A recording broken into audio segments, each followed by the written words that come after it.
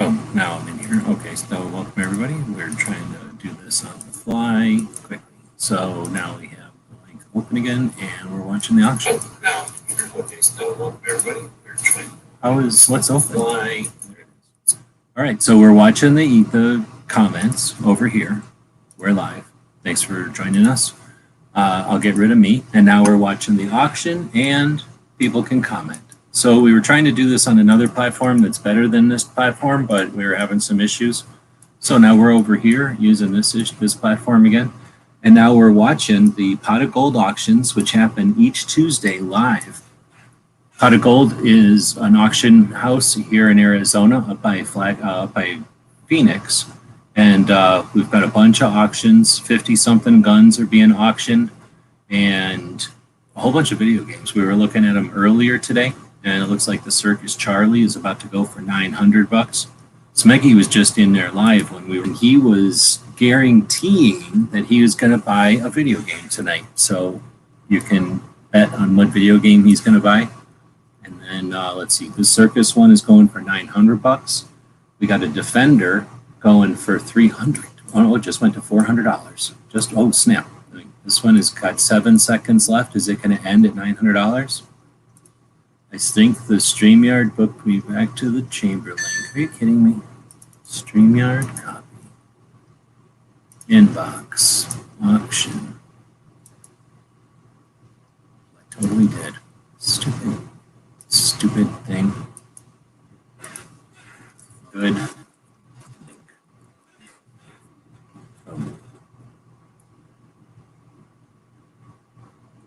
Let me get people I'm sending it to, and now everyone has 3 emails from me tonight, guaranteeing that they will never open another email from me because their things will have them all under junk mail.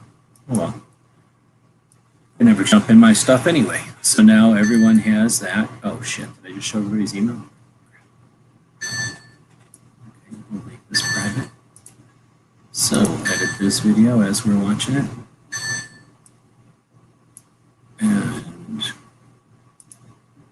now, let's see what happens. I don't hear me talking.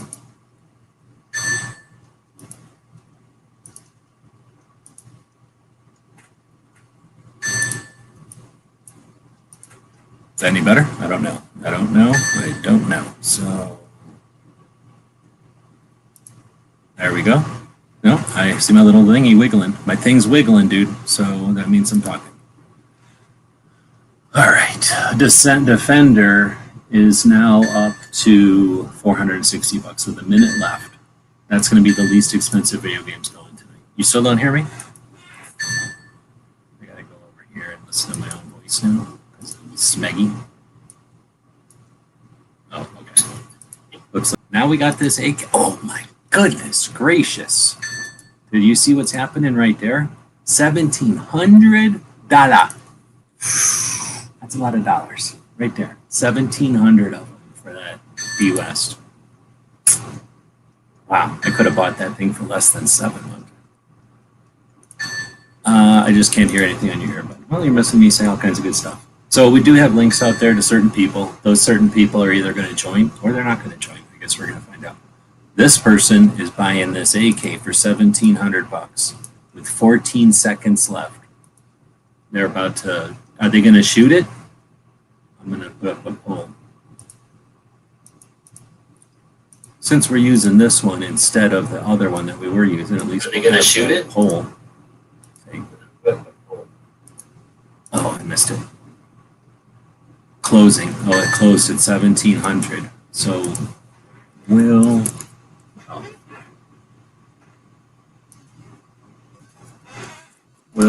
they shoot AK? $1,700 AK.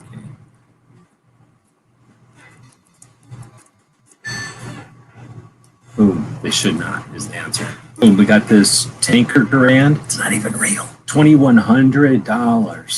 Aftermarket Tanker Grand.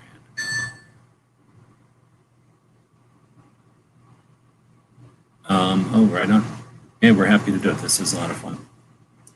I'm doing it over here, so I'm not dropping any links. You know what I'm saying? So we're going to get it working on the other platform where we can drop links, and then we'll be dropping links like we got nothing else. So there's Smeggy. I'm going to close it so we don't have to look at Smeggy. Did you figure out which video game you are buying? Since you mentioned earlier that you're definitely buying a video game tonight, how about this one for $220, and it's got 2 steering wheels on it. That makes it twice as good as a regular. Oh shit! This thing it just got a bid with 14 seconds. Did you see what I just seen? 14 seconds. Smeggy refuses to say anything because he's flabbergasted. $200 bid with 14 seconds. Go ahead. Just start seeing. Man, I don't know. I'm not super into like racing games, so I'll let the steering wheel one go. You're that guy that goes to the auction and is like, well, I don't want to interrupt anybody, and they're all bidding. They're all bidding. I'm sorry, I have fairly polite, stream etiquette. I try not to talk over anybody. See, that's the problem with this in 2020 is everybody got weak. They got soft in their online streaming. And a lot of people came on to it. It's going down to 20 seconds. Is it going to get another hit at 15 seconds? $2,200 for a Tanker Grand. Oh, it's blinking. Oh, it did. It got, what was that, 12 seconds? Holy crap. That was exciting. Another $100 this time. That was pretty neat.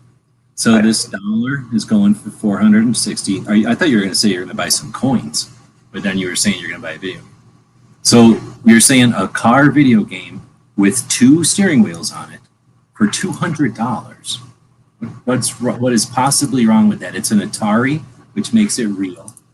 It's got 2 steering wheels on it, which makes it better than double a regular one. That means you can play by yourself or with another person, and they got their own steering wheel. And 2 gas pedals. Are you kidding me? Look at that graphic. This is the best one. I'm stealing that graphic, just like I stole the other one. You go print screen, then you go see what's going on. Let's go see what's happening. 23 seconds on that Grand. That's going to go for $2,300. What did that thing start at? Were you in here before when we were looking? I think it was like $500 before when we were looking last a couple hours ago. Yeah, I don't remember. I watched your video like after it posted. I wasn't here live, but then I watched it between the time it was live and now. I was looking at it.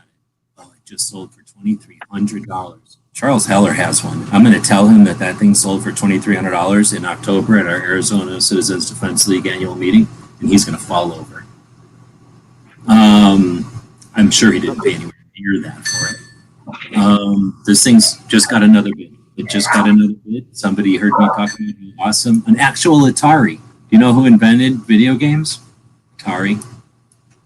Well, some other guy. Because technically he took a TV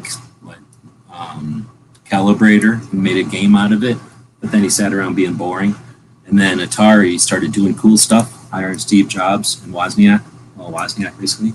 And then there's some really cool stuff about Atari. I would definitely get an Atari video game if I had a ton of space. And with this graphic on the side, I would get this one, gut it, which probably is bad, even though it's only worth, what, 50? What is this thing? $100? $200? Gut it and put my 3D printers in there. But I could just as easily make a container. Oh, we just got another bid. I could easily get a container and put that wicked graphic on it. So let's steal that wicked graphic real quick again. Boom, we open it up, we print screen, and then we close out of there. The next gun is a Franchi Resca. It's a fake shotgun. Nobody wants. Clover wants it, and that's it. And then we got the thing with ball bearings. $85 worth of ball bearings in a video game. High school, his dad had like 20 of those types of games. Like the entire basement was that. I would have so many slingshots.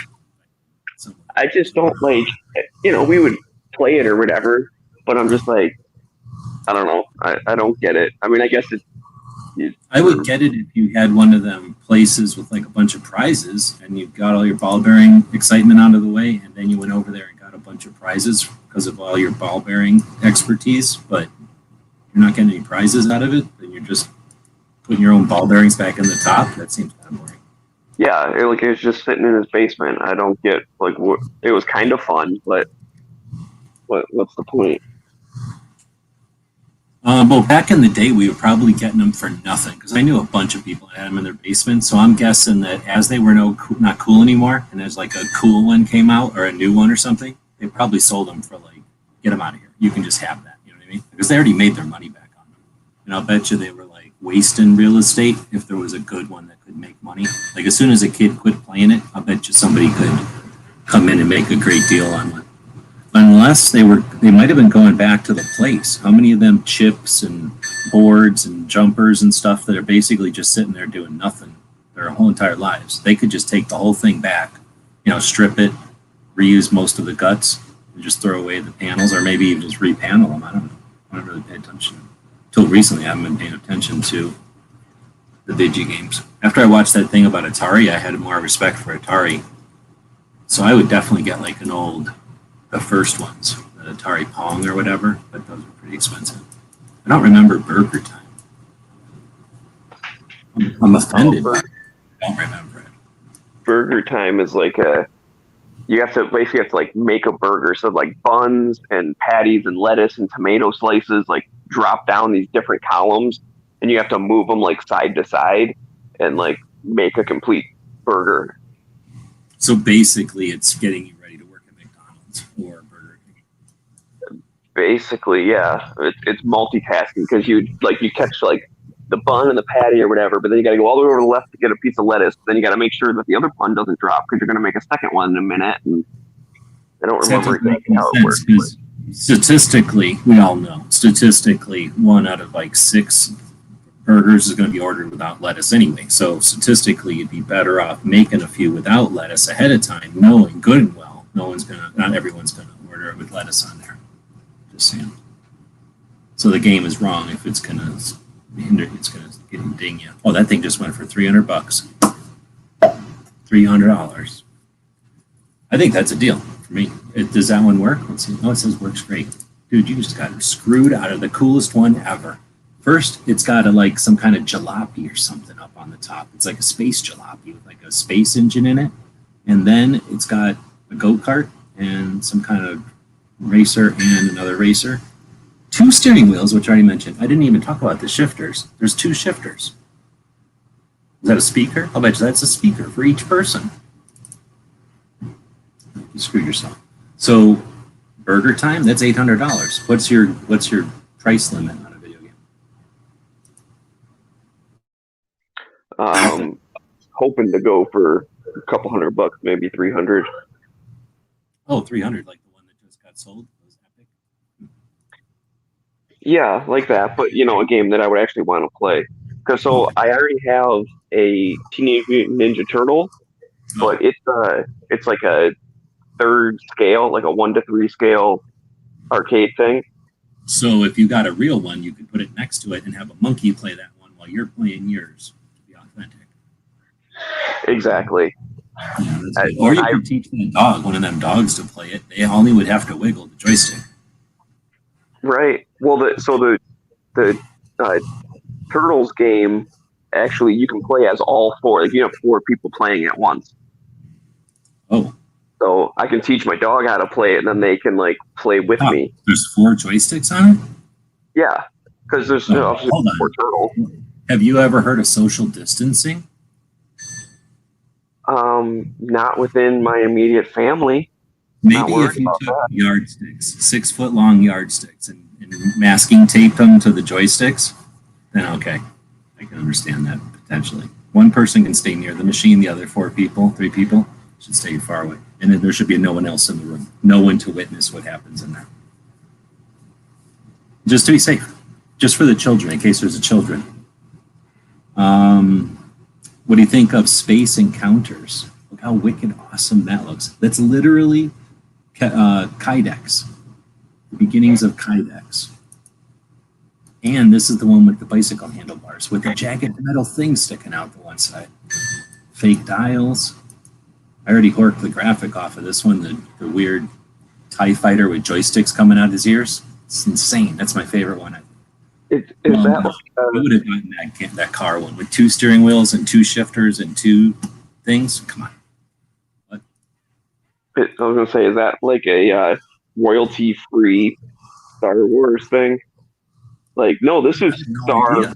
Fighter. It has to be, right? Because there's no way they could accident. Oh, look at the game. The game itself is a TIE fighter. There's no way they accidentally made a TIE fighter. That's the weirdest looking thing in the world, right? Plus, it's got Atari joysticks on it, and it's a Midway. And I'm pretty sure Midway was the enemy of Atari, right? All right, well, here's a gun. One of the Wonder Nines. Some kind of Walther P38. That's crazy. I kind of thought a Walther P38 would go for more than $520, wouldn't you? Considering, oh, it just sold for $520. That's nuts. That doesn't seem right to me. That's like less than a Glock, isn't it? Is there something wrong? Oh, I should have clicked on it. Their head, was it broken or something? Oh man, somebody's crushed. They watched that AK go for like $1,700 or whatever, and they're running around spending money on Amazon, knowing their P38's gonna break the bank, that they're just gonna retire on that P38, and then it sold for less than a Glock. They had to rip up all their tickets, so they're just crying right now. And then the other person, the person that bought it, is running around giggling right now. They're not even going to buy this dress because they're giggling so much. What's up with that? This thing says, what's up with that? It's not ending. What are we getting? YouTube censored? Why is this thing glitching like that? Oh, mic disconnected? What happened? Censorship. Censorship. I don't know why I like this dress. You don't really ever, or I guess this robe. You never really get to see these robes very often. $220. I bet you it's not long enough for me. That blows my mind. I would buy the video game over that. Over a cool Chinese robe. This is from China. This isn't like just a fake robe. I'm pretty sure this is real. From the 19th century. Like an authentic thing. Yeah. And Okay. men's silk robe. So it's for men. Come on. It's for men. You ever seen James Bond? So I'm just saying. James Bond wears a robe like that.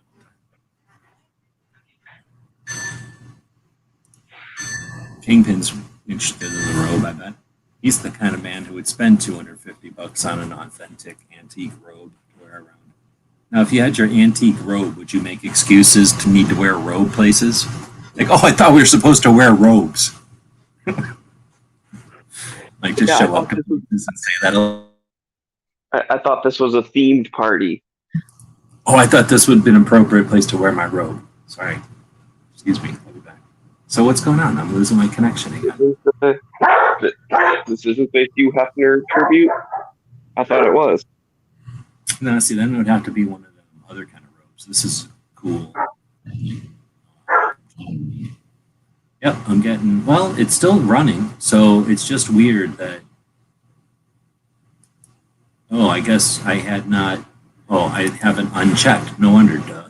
Somehow I uncheck automatically remove closed lots. So that's kind of neat. That's a feature of it. If you unclick that, then when the thing ends, you don't have to, you can still check it out. Like that P38, I could have checked out. Oh, yeah, that could have been Rob's. Probably wear a robe. He seems like a robe dude. Oh, I didn't know there's two of these right next to each other. One of them is $380. The other one is $160. What's up with that? Oh, this one doesn't work. So would you get one with a chair and everything? That seems too big to me. I don't have that kind of real estate.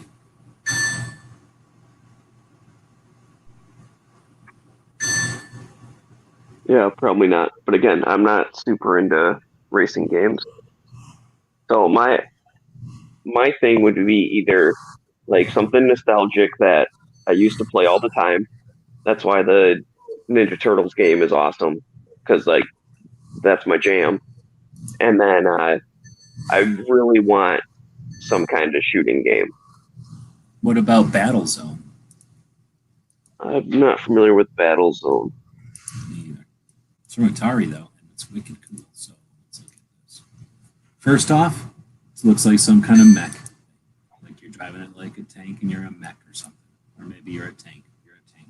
A lot of kydex. Looks like a bowling alley.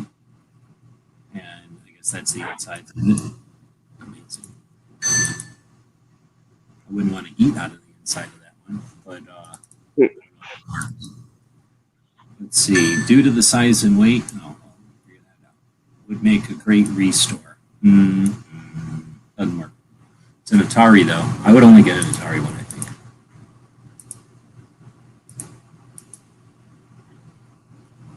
What are we missing? Damn, that robe is still going. $380. I know when to pick a good thing. $400. It just went to $400. That just doubled in price. Everybody's like, robe, big deal. That's a Chinese robe. When's the last time you seen a Chinese robe for sale? Ever. You just seen one for sale right now for $400. You could actually buy it. You got your shit together and got in here. All you have to do is basically go up and click on a couple of buttons and then boom, you're in there. You're bidding. You could own that robe. The last time someone wore that robe was in the 19th century in China. It's not cursed. I'm not saying it's cursed. I'm just saying no one's worn it. What if you put this Chinese robe on this carved wooden butler? How racist would that be? That's like 6 different levels of racism. That butler didn't ask for it. I'm not saying it's cursed, but the previous owner said it used to float around the house by itself. There's that one superhero that has a cape, and I've seen versions of that show where the cape is a superhero on its own. The What Ifs. Have you seen any of the What Ifs? That's a whole cartoon that's going on now. Shakes up. Like, what if Daredevil never met Spider-Man? And then it's like a whole big thing. Yeah. Kind of, except that it's a series that's happening right now in video, and one of them is what if, you know how the guy that wears the cape who's magic, the magical wizard or whatever, and they had a whole movie about him. Well, it's like he's dead, of course, but his cape isn't because it's magic or whatever. So the cape just goes around. Eventually it sticks on Spider-Man, spoiler alert. But for a while, the cape is just its own superhero doing its thing. It's kind of neat. And I'm not saying this Chinese robe is a superhero by itself. I'm not saying that. But if you wear it, can bullets go through silk? I don't think 9mm can go through silk. I'm just saying. I'm not saying to test it. I'm just saying I don't think it's possible. That thing just went up to $500. Are you kidding me? I'm not saying it's the same kind of cape as Spawn that will turn you into a superhuman, that chains will start coming out of it or whatever, but... You know how you can bend metal with silk? That's why they won't give prisoners any silk. Because it doesn't, like cotton, if you put cotton, wrap it around a couple of bars and then start twisting it, like a tourniquet or something, it's not gonna, the cotton is gonna break, it's gonna rip the cotton apart. If you do that with silk, it bends the bars because silk is so strong. So how could 9mm ever go through silk? I'm just saying it's not physically possible because of science, but let's see, we got the other Remington model 03A3, $700.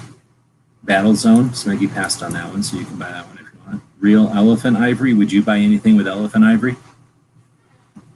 Or are you against it? I mean, if it's super old, and it was something like I wanted, like it was something that looked cool or whatever. It's one of those, like, I don't know, like it happened way back in the day, so it wasn't as bad back then or whatever. I certainly would not get something that was new. That thing was down to second, like in the less than 10 seconds, and it went up another $40. Does it only go up a minute if it's not a big bid, and then more than a minute, like 2 minutes if it's a big bid? Because that only went up to like 50 seconds, it looked like. Maybe because of the number of bids? I don't know. Oh snap, this one was neat. This is just a bunch of coins that are like either stamped twice or stamped wrong, and it's only $130 for 19 coins. Are you telling me that a quarter from any year that has, like, they smashed it twice and still put it into circulation, that quarter has got to be worth more than $10? How often do they smash a coin wrong? Like hardly ever. And then they got quality control. I would think that that's worth more than $130. I'm no coinist, but I would think that that's worth more than that money. Okay, we're down to 12 seconds again. Last time it went this low, it went back up again. Somebody's buying that Butler. Nope. Oh, snap. That was at 1 second. Did you see that? I got to zoom this in. I don't think you people are getting the excitement that's happening here because I'm not zoomed in enough. That thing went to 1 second and came back at a $50 bid. What the hell? Well, come on, man. People are trying to snipe it with 1 second left when they know it's going to add time. Like if you want it, like let's just start bidding now. Like obviously there's people ordering. How much do you think this? Not even kidding around now. What do you think this robe is going to go for? And then what do you think? This makes no sense to me. I don't know how they're selling a carved wooden butler. Maybe for a restaurant. I can see a painting. You can put a painting on your wall and people will be like, all right, like I either like your art or I don't, but you know, that's a painting and it's on your wall. And then what? You're going to come over and be like, this is my large English carved wooden butler. People are going to be like, it's interesting. Interesting thing for you to show me. Why is all this stuff going up in price and this 1903 is basically going to go for the price of a blue robe? Ugh, you're kidding me? $700. Actually, that's a lot of money for an 03, I guess. But still, it's a gun going for like $100 more than a dress. Or I mean, a blue robe. Sorry. You think this robe is going to go for more than $600? Because it's already at $600. It's already. If an item gets a bid in the last 30 seconds, it's for a minute. Oh, okay. And if it's less than a minute, it's 2 minutes. Or if it's less than 30, if it's more than 30 seconds, then it gets 2 minutes. Oh, it's down to 6 seconds again. Oh, let's see. You know what these are? These are robe. Oh, they went for $600. Oh, so did the butler. Well, we talked too much shit, and they finally got sold. I was gonna say those are people that just play with other people's emotions with robes. They just buy robes at a whim. I don't know who that was. So, let's see. Then we got some Benchmates. Oh, there's a stool over here. It says Mars Attacks on it. Pinball game stool. We got a Remington 31. What's the difference between a 31 and an 870? It's only $160. Is that the difference? It's half the price. Oops.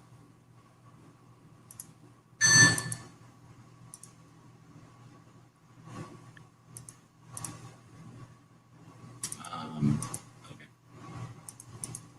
Let me click on it like this. There we go. How much is that phone? Oh, it's way older.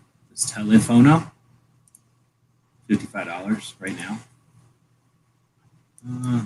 Looks fake to me. There's no dials on it. There's no screen. There's no glass. It's fake. There's no steampunk of a phone. What'd you do? You just have to pick this phone up and be like, hey, Marge, can I talk to Carol? Dial number 7, please. Can I have 7? Oh, I'm sorry. I meant 17. Yeah. What? Hey, baby, let me get your number. It's 3. Okay. I closed my hand. I can't tell if her number was 3 or 8.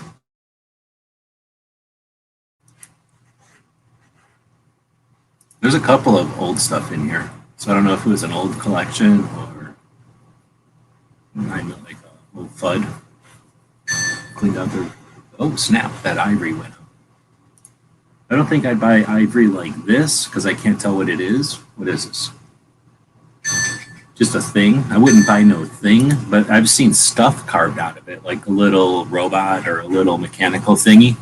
And then, you know, they would make it out of ivory because ivory was basically plastic before they invented plastic. And some of those things are interesting, but just some knickknack to put on the wall that doesn't seem, or on the shelf, that might stop. But what do they call that thing the whalers used to make, where they would use the tusk and then Scrimshaw? Scrimshaw? Yeah. I would get something like that if it had like a cool lean curve. That's a little different too, because that you'd think if somebody's sitting on a boat somewhere, ship or whatever, doing something interesting, maybe scrimshaw in a way, right, while they're watching a whale beat up on something.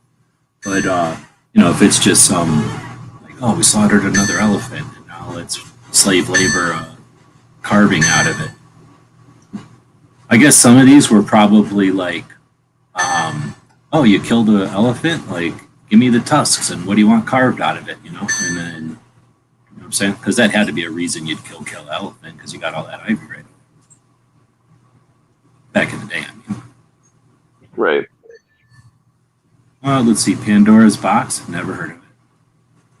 Gyros by Century Did arcade game. Zaxxon already go? Was that one of the first ones that went? Which one? Zaxxon? Oh yeah, Zaxxon. I think Zaxxon was the first we're one. having. Yeah, I'm just curious how much it was. Let's see. Are you interested in a Tiffany style stained glass window with parrots on it? Not particularly. We got a Beretta, leather walking stick,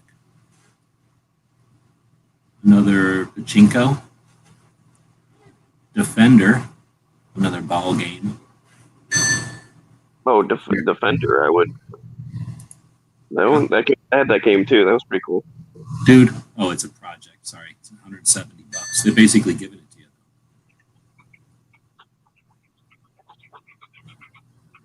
Oh, that ivory's gone. Wow, that Kudu mount is still at $60. So I guess nobody's got room for it. That is neat. So an African kudu, $60. Holy moly. That had to cost so much money to go get and then to have mounted and then to ship.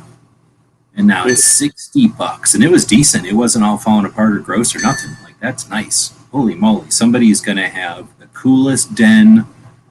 What else? Maybe a garage. Oh, it went up. But, like a den or I guess maybe a gun room. I don't see that many gun rooms anymore. I could guess somebody might put this in a dining room, but like you say, I think your dining room is you're going to put your critter, right? You're not going to put just someone you bought for $60 on the auction. But that's cool as hell. I'm surprised. I don't even want to say it, but I'm surprised that no one's buying it just to chop the horns off because people do goofy things with horns all the time, cut them up and do dumbass art projects with them. And I bet you those horns cost more than that amount is going for. Massive deal. Half the price, less than half the price of this video game. Oh, I can't get to the video game that way. I don't know what this one is. I do not remember this one. It kind of looks like Street Fighter.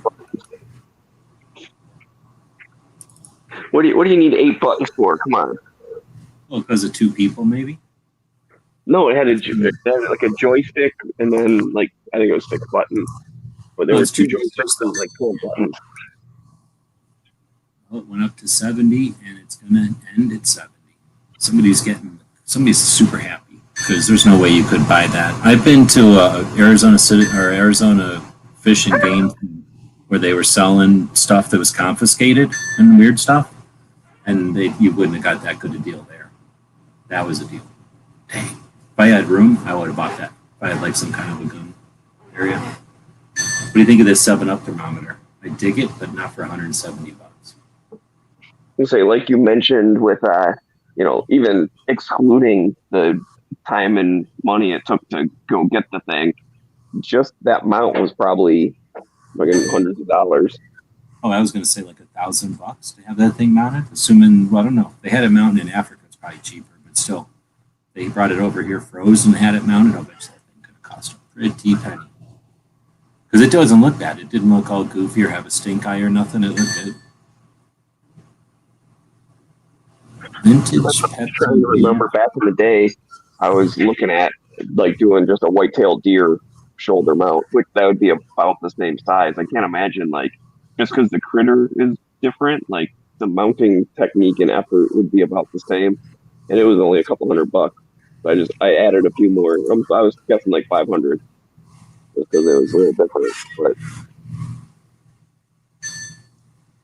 I would imagine the thing inside is probably the same with the deer. I mean, unless they're different size physically, because it looked a lot like a deer. yeah, because I mean that's pretty much what they do, right? As long as you peel back all the stuff or whatever, and then you get a big foam block that's like roughly the right shape, and they kind of fine tune it over, and you're good to go. So there's barbecue out there. He's got a link. He also refuses to join because he doesn't read his emails. He claims he doesn't read his emails. Everybody else reads their emails. So then we got a Night Strike's gun. Your one friend, Night Strike, is always running around, hogging all the bandwidth at his own platform. And he has one of these. He goes around shooting it. Except his doesn't have this cool,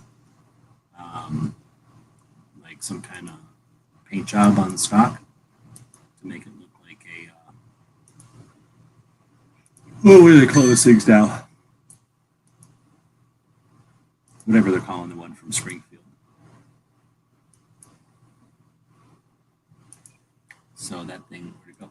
That thing's going for $820. Anybody know what? Yeah, no problem. This is fun to watch. Anybody know what Night Strike paid for his Norinco? I don't know. I'm sure if you went back in time and scrolled through all of the channel lobbycasts, you'd hear him say it a million times. It's easier to just open up the front door and yell out to the neighborhood, how much did Night Strike pay for his Mini 14? And then somebody will yell it back at me. Oh, it just sold for $820.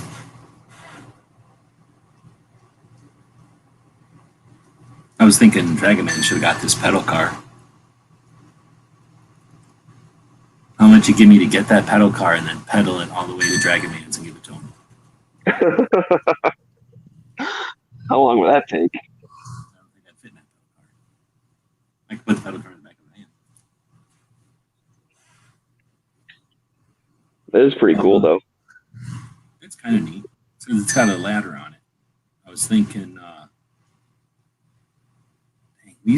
remember having something. It wasn't me, though. One of my friends had something, but it wasn't a fire truck. Would they have made like a pickup truck? Not a pickup truck, a tow truck? Toy for a kid to sit and scoot around in? Or did somebody make that for the kid? But he kind of sat in front of something. Maybe it was a crane or something. I can't remember, but it was something. We used to go around it. So this one is Omega Race arcade game. Too bad Smeggy hates racing games. Oh snap! It's got a Battlestar Galactica thing. Spaceship races, though? What? Was that spaceship races? Because that's a little different. Yes. I guess so. And it's got like the old-fashioned buttons and like a knob. Like we don't want to put a joystick on there because the kids keep breaking it. So we're just going to get a variable resistor and 2 buttons. But we'll put a big knob on the variable resistor. Or else it's a 4-position switch, which could even be worse. But I think it's just a variable resistor, right? I like it. I don't like the graphics on the side, but I like the graphics on the front. These would be good t-shirts. Somebody should make these into t-shirts. So what do you think of this furniture like this? I got a picture of my one dog, my Doberman, sitting on a chair like this at the Chattanooga Choo Choo. So I'm guessing that these are the kind of chairs you would have got if you were driving around the Chattanooga Choo Choo back in the day.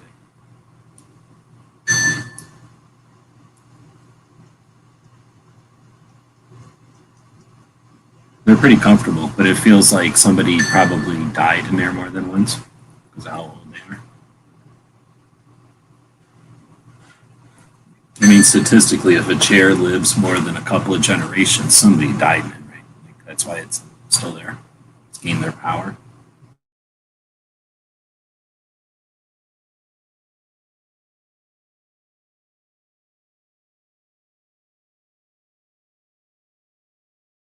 I wonder how you judge how much one of these pictures is worth. Oh man, it could be anything. Probably the artist and then like a bunch of stuff, right? Yeah, art is so crazy that like it's a whole I don't know. It's like a whole community like all feeding off itself. And then in fact what I heard a podcast was talking about it. There was this one art collector, and if he buys like one of your paintings for like a ridiculous amount of money, then like everybody else will buy all your other stuff for a bunch of money. But they literally are just like, you need one person to be like, oh yeah, that's $1 million painting. And then everyone else will be like, oh, I agree, all of his other stuff's $1 million too. That's what I was going to say. Like, if this was a $200 painting and now it's a $600 painting, now it's a $600 painting, right? Mm-hmm. At least, I would think. But, like in the like gallery world, there's all these like, whatever, all this shady corruption and money laundering stuff. That's how I heard about it. They were talking about like the mob and how they would, funnel their money through art galleries and stuff. And they would just have some random thing and then buy it for $1 million. And then all of a sudden, all the other ones are worth that much too. So if you have a lot of money, you could like, like manipulating with one purchase. Spend $1 million to make 12 million because you find somebody with 11 pictures and you just made 12 million. Right. But it only works if you have like if because the art collectors all have their own reputation as well, right? So like you can't just be a random person. You spend $1 million, all the art collectors would be like, well, you're an idiot. But if like the right person does it, so you like maybe you bribe them to buy your thing and then you sell all the rest of them to all the other people. Like it was this whole I don't know. I don't get it. Oh I man, think I'm gonna start making pictures, and whoever wants to start buying them off of me for $1 million to start everybody else buying the rest of them off of me for $1 million, I will facilitate that situation. All right, so we just had both of these ends. So evidently, this video game is worth about as much as that picture. So does that mean that video game is cheap, or does that mean that picture was expensive? Painting, I guess. So now we got Defender. It says good project. It's still at $170. oh There's yeah, that that's Steam. right there. Because I liked playing Defender, but not I don't Defender want is to the press it. lines that slowly come down, and you got to roll the ball and then shoot your missile up. Or is that no? That's Missile Command. What's Defender? Defender was like oh my god, now I'm trying to picture it. My brain is picturing Oh, Astro. Defender is that grid of dudes that stand there, and you got to shoot past them, and that's your shield, sorta. And the bad guys come down and wail on the top, and you've got like that Brady Bunch grid of spaceships that are in your way, and you got to not shoot them. That's Space Invaders. Then I got it backwards. Defender is the one where the line comes down, like slow lightning. Maybe I'm trying to. Oh, my brain is failing me because I played. I thought you like picked up little people and then you shot like spaceships or whatever, but you had to save the little people. Oh, see, I'm missing that one. I never played a lot of those. I never had time for the video games. I was always doing adventures. I was living lives that they made video games modeled after. So this was that Soviet thing of stamps. Looks like it's going to end for $50. It just lent for $50. Half as much as this leather walking stick. There's a hole in it though, so you can put stuff in it. I would think that leather wouldn't be strong enough for a walking stick.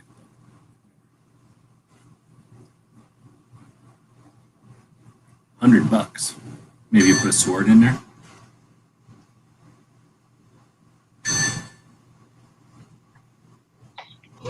So it's actually a leather walking stick. It's not like leather wrapped stick. Oh no, I'm sure there's metal inside. Map King. Walking stick features a silver end tip and a hard leather exterior, enameled brass screw top. So maybe it's a brass tube with leather on it. Latin phrase, the one who loves God must also love their brother and sister. There are unidentified symbols within the white center shield. The cap on screen, I can tell you what this is. This is some sort of an organization that used this symbol. And that's the symbol of that organization. You're welcome. So it's like some secret Illuminati thing. Probably. And then the sword was the thing was designed to hold all kinds of loot inside of here. And back in the olden days, people didn't know what a screw was. They were stupid. So they'd be like, oh, look at this long leather solid thing. And then you'd be like, yep. And then you'd, I guess, walk around with a bunch of maps in there, right past all the guards and everything. Boom, right into wherever you needed to go. Or go in there with it empty, roll up a map really tight, shove it in there, and walk right out with it. No, you put the treasure map in there, but then the walking stick works as the key. Once you find the final like vault door, it sticks in, and then that's why you have to have brass on the tip for it to engage the locking mechanism. And they're going to be like, "Who stole the map?" Be like, only that couldn't have been that guy with a limp. Like, how could he have stolen it? He has a limp. So you're also getting yourself clean, get away with that. So that Defender is up to $240, even though it's broke. Now it's $260. Smith & Wesson going for $480. Doesn't make any sense. So with the Defender thing being broke, it's my understanding a lot of times, like people will buy stuff for the cabinet, because of like the artwork or whatever. And then to get it into working condition, you just swap out the motherboard or something. Like it's kind of a pretty easy fix because it's Well, basically all those games were a computer that happens to only have one game loaded on it. Because not really. I almost got in a cart a game like that, an arcade game that the it was like it's a new one, but it's got all the same like guts or whatever. But the motherboard and the hard drive was loaded with like 100 old school like arcade games. Like it was basically just an emulator. Well, I exactly. almost So got I that. was watching a thing about Atari, and then I've watched a thing about like some Donkey Kong or something, like the people that still play Donkey Kong really hard, and then something else I seen, and they all kind of talked about it. So from what I gather, yeah, people buy these ones, and they're either to make them 100% legit, like they'll just buy 6 old ones and put all the good parts so that it's 100%, old, all old, and it only works the way it worked. And then there's ones like what you're saying, where somebody buys one that looks good, and then they just put the guts of an emulator in it with a new TV and stuff so that it's fancy and nice. And then probably doesn't take quarters anymore either. And then there's probably some, other people too. But from what I understand, that's sort of the thing is when they were, so there was the guy who invented Atari was minding his business and he's seen the game of life, which is a whole nother story. But he's seen a really interesting life simulator happen on a computer while he was at college, and that was in the days when there were barely terminals, barely the first monitors on a computer. Before that, computers just had little light displays like on Batman and stuff, where it's just a bunch of lights of different colors, like the one in war games. They had no monitors or anything. So the first what do you call them, screens and stuff, those first workstations, they invented a way to watch this one life simulator on there, and people were blown away that you could do moving graphics, right? So then that was happening simultaneously, I think, or maybe just before or just after the guy with the TV thing that was used for doing something, diagnose or some kind of troubleshooting television stuff, like a television thing. I'm trying to say diagnostic tool. He figured out that if he squiggled around with his oscilloscope, he could move that dot and tell that dot what to do instead of just being an indicator of a wave or whatever. So that guy figured out how to play games technically on a computer using an oscilloscope, using a television. So one of them came at it from like video game one of them came at it from a program on a computer that was being visually displayed on a monitor for the first time. And the other video game comes from a television oscilloscope, basically, in 2 different angles. They both come together and make Pong. So I think the guy with the television oscilloscope made Pong first, and then Atari seen Pong, and he goes, well, I can make that happen using off-the-shelf parts. So he builds Pong in those first video games where they're like hardwired to be Pong, period. And then after a while, the chips came out to be able to do more stuff. And then they're like, oh, now we can make color video games that do interesting things. And about 5 minutes after that, they seen that this was a dead end. So anyway, the one guy who makes Atari, he gets into it after seeing what video games could be, after seeing it on a big emulator. And then he creates Atari to make pinball games because for college, when he was working in college, he was working at some pinball game place, Dave and Buster's or something like that. And then figured, hey, I can make an electric pinball game, right, out of all these parts, and like what I kind of like emulate with this Pong game that I've seen before, except with a computer. And Pong guy was over there trying to use a computer oscilloscope and figure out a way to use a computer to control a computer oscilloscope. So they made the same thing, but came at it from different angles. Atari is successful and does his thing. The other guy sold his shit to Magnavox, or he worked for Magnavox, and they just sat around being sullen and shitty and didn't do good. So Atari guy comes into video games as a guy figuring out how, like from the experience of pinball games. So his whole thing was, I'm going to make an electric pinball game or an electric thing to take quarters. And that's literally where pinball game or video games come from. Is like, I'm going to make a thing that makes you want to feed it quarters. So I'm going to make games. Oh shit, that SKS just went for 460 while we were sitting here blabbing. So video games were originally designed. The first video game was designed to eat quarters. So then they made a bunch more video games. They figured out that they weren't going to be able to make video games with like this forever because the companies that were buying them from them were buying them for like $2,000, $4,000 or whatever, and then making $30,000 on a video game, over time. So Atari guy was like, screw this. I'm bending over backwards trying to keep all these people in jobs. And he was hiring like hippies, like the guys that created Apple eventually. And they were just sitting around being hippies all the time, not working.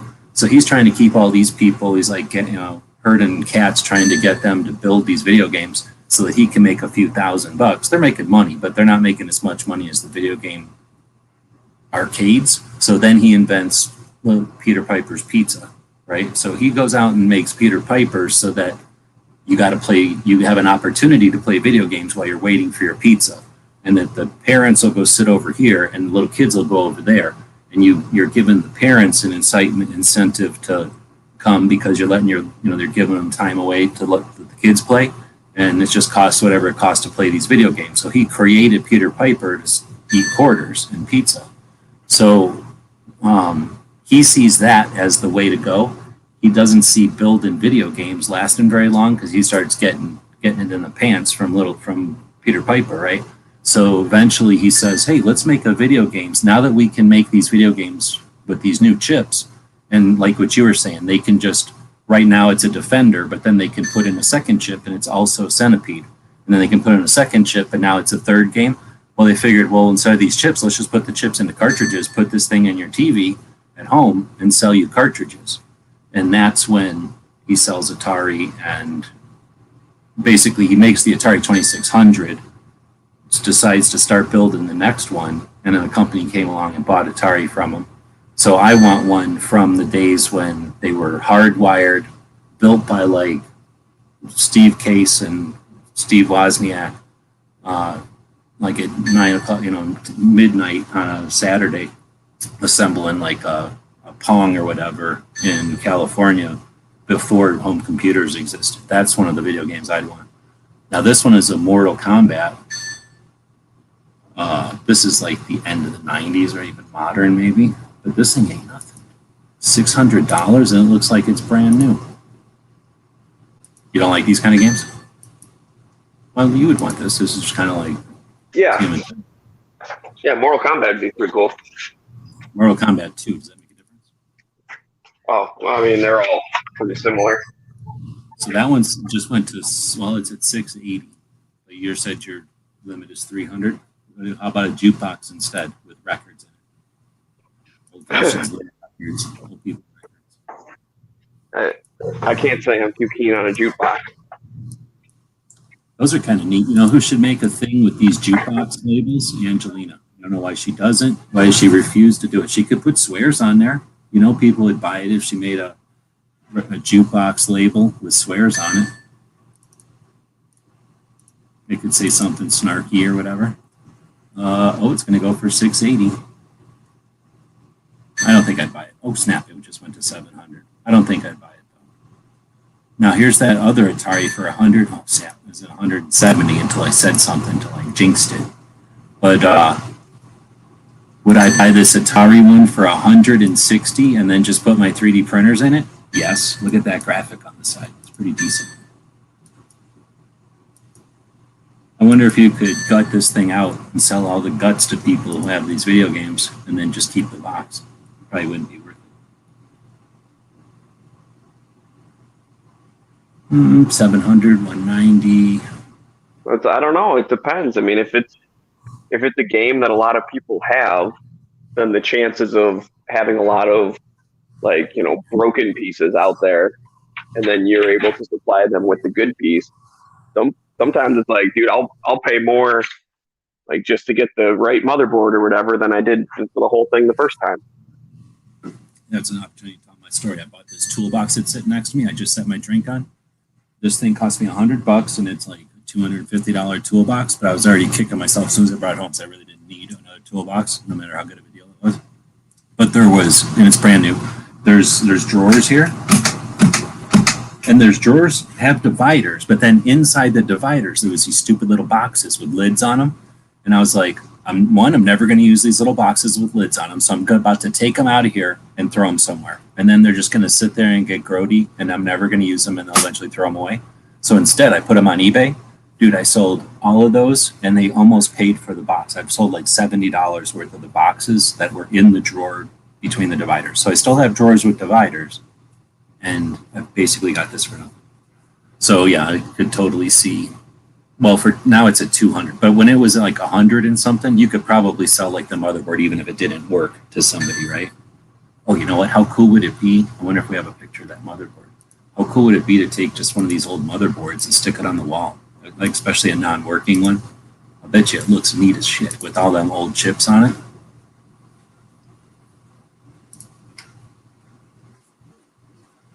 Never show you my Russian like pre-solid state memory.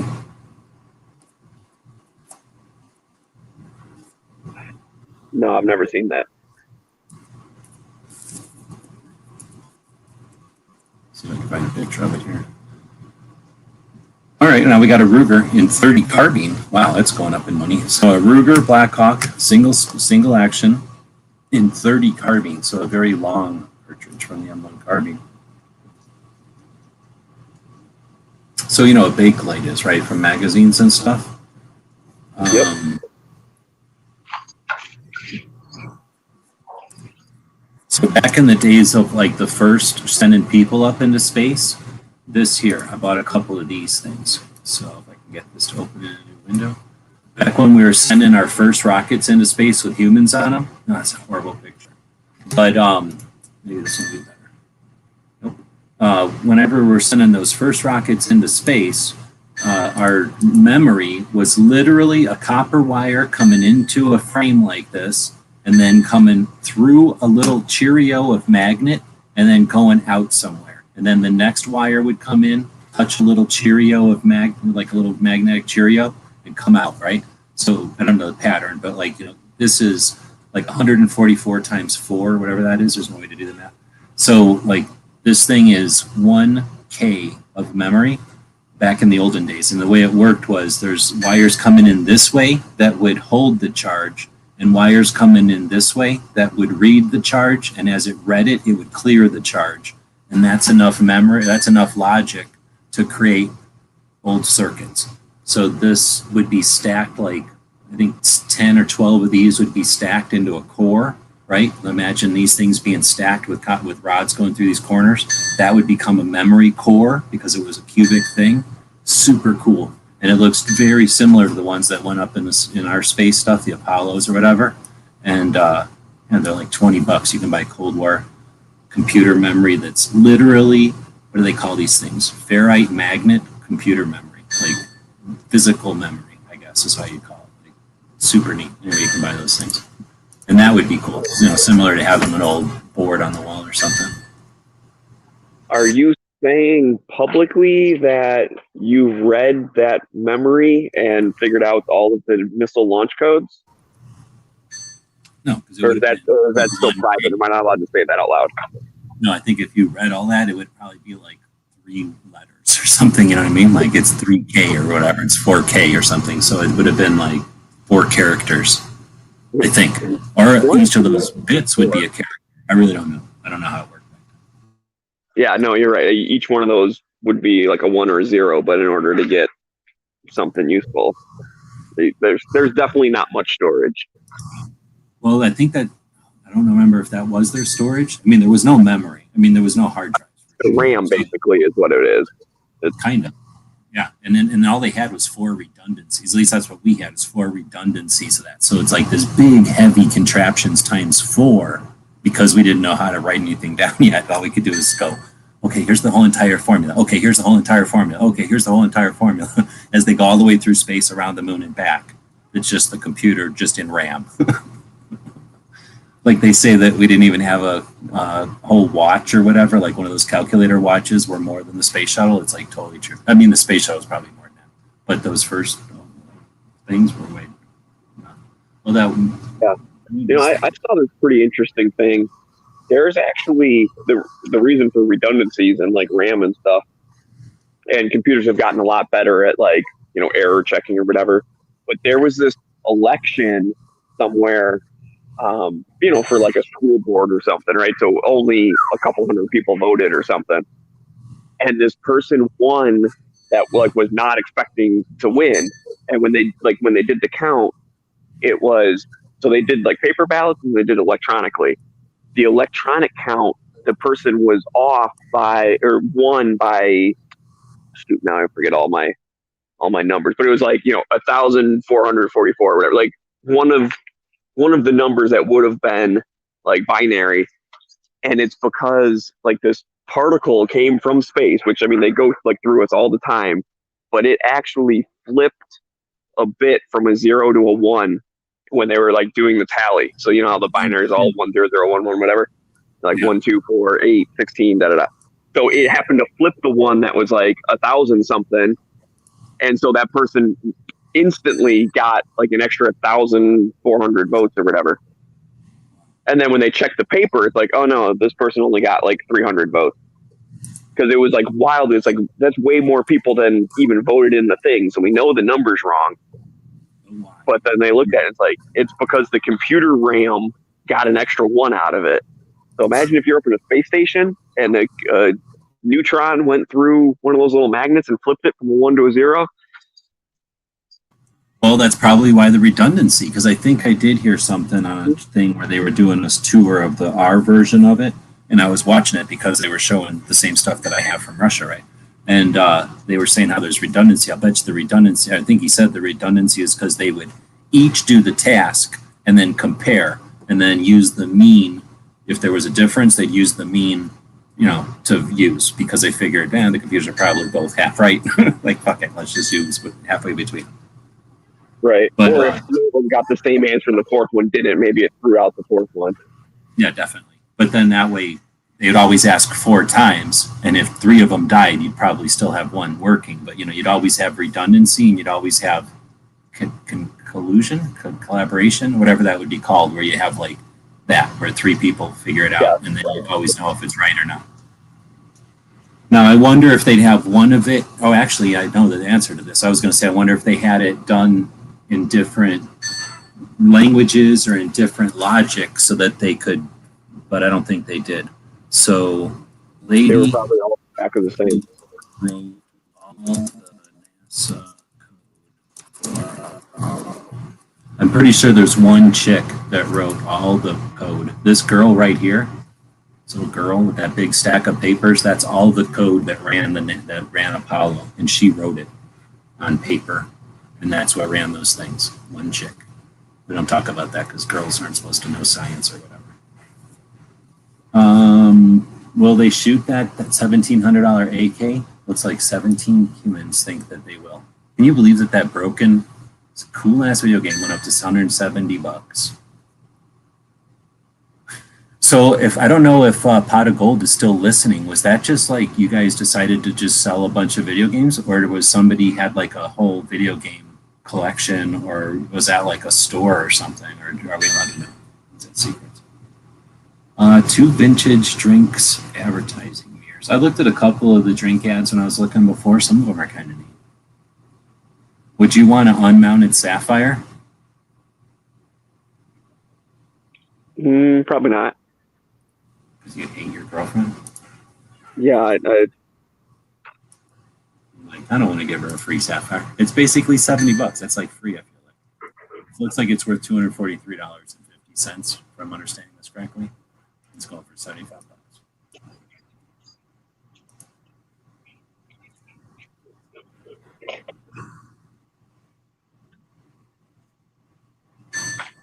I just watched Conan the other day, so I feel like, if you had this, you go around giving it to chicks. Eventually you get it back again. We got Makarov coming. And then there was still a bunch more. May 14 that look goofy. Okay, you've got a Hyper Sports Konami. Hyper Sports, some kind of sports that are fast. Bunch of little mini trucks. There's a signed baseball card poster for Clover. He's gonna buy that. This is the two-person shooter game. That one's pretty cool.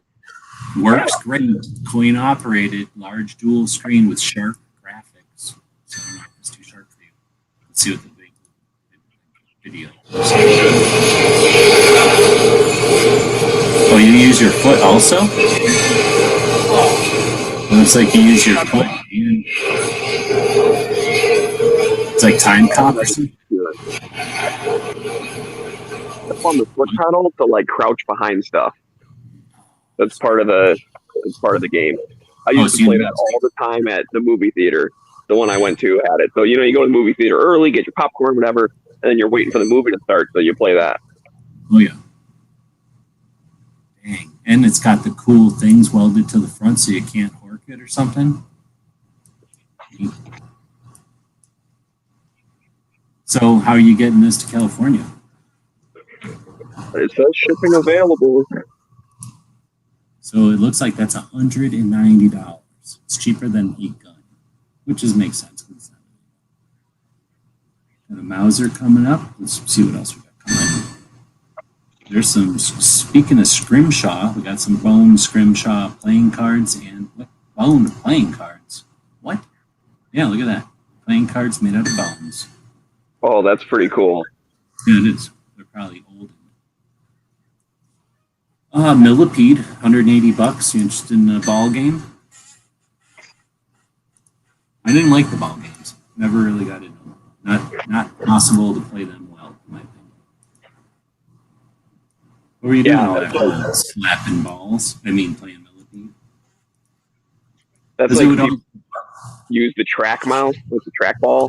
Ugh, hate those. Oh, you know what? That's probably what happened. All these people that were into playing Millipede started playing, getting into trackballs, and that's why they had to make them instead of mice. I used to work with a dude, but we did a bunch of AutoCAD stuff, and he used the trackball to do all the CAD work. And I'm just like, how do you get your I would never be able to get my lines to even connect to each other if I was using that thing. Like I cannot control it well at all. And he was a wizard with it. Well, let me show you something. I am now an expert at Fusion 360, as you can tell by my expert version of our logo right here that I made today. See that? That's really cool. Yeah, and I could totally see where a trackball would be awesome.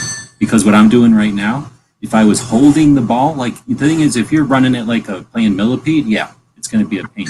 But if you're holding the ball, like if you just touched it with your fingers and moved the ball around, I bet you that could be super. I don't want to keep saying it because it sounds creepy, but it'd be super sensitive on the computer. On the computer, it would be very sensitive to mouse movement. That's all I'm saying. Look at barbecue likes balls. I mean track balls. So, you know what I'm saying.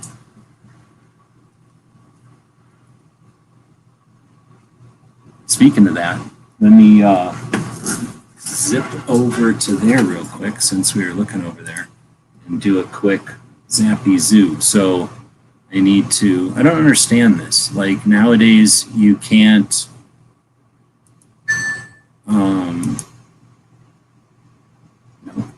so I want to just save, right? No, can't save it. Share it, save as. And then if I try to save as, what did I do? What did I do before? I opened? No.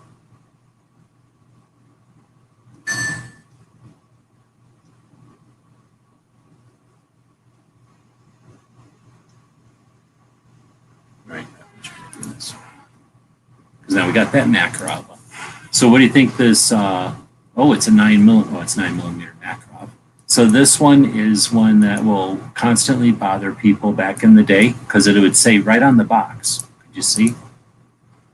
Russian Makarov, double action, semi-automatic, 9 millimeter Makarov pistol. And then it would say 9 by 18 right there, really small. So people would go, oh, it's a Russian Makarov, and then it would say 9mm, and then it just says Makarov again for no reason, just additionally, right? And I'm going to go buy this and 9mm ammo.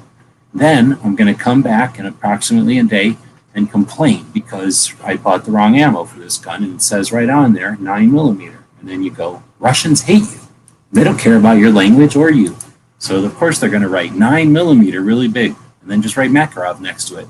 Not even indicate that that's the actual caliber, except to write caliber.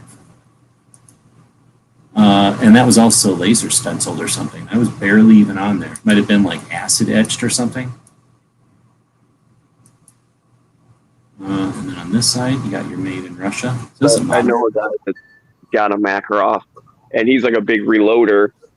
And we went shooting. We saved all the brass or whatever. But I ended up just like, because I was shooting regular 9mm, right?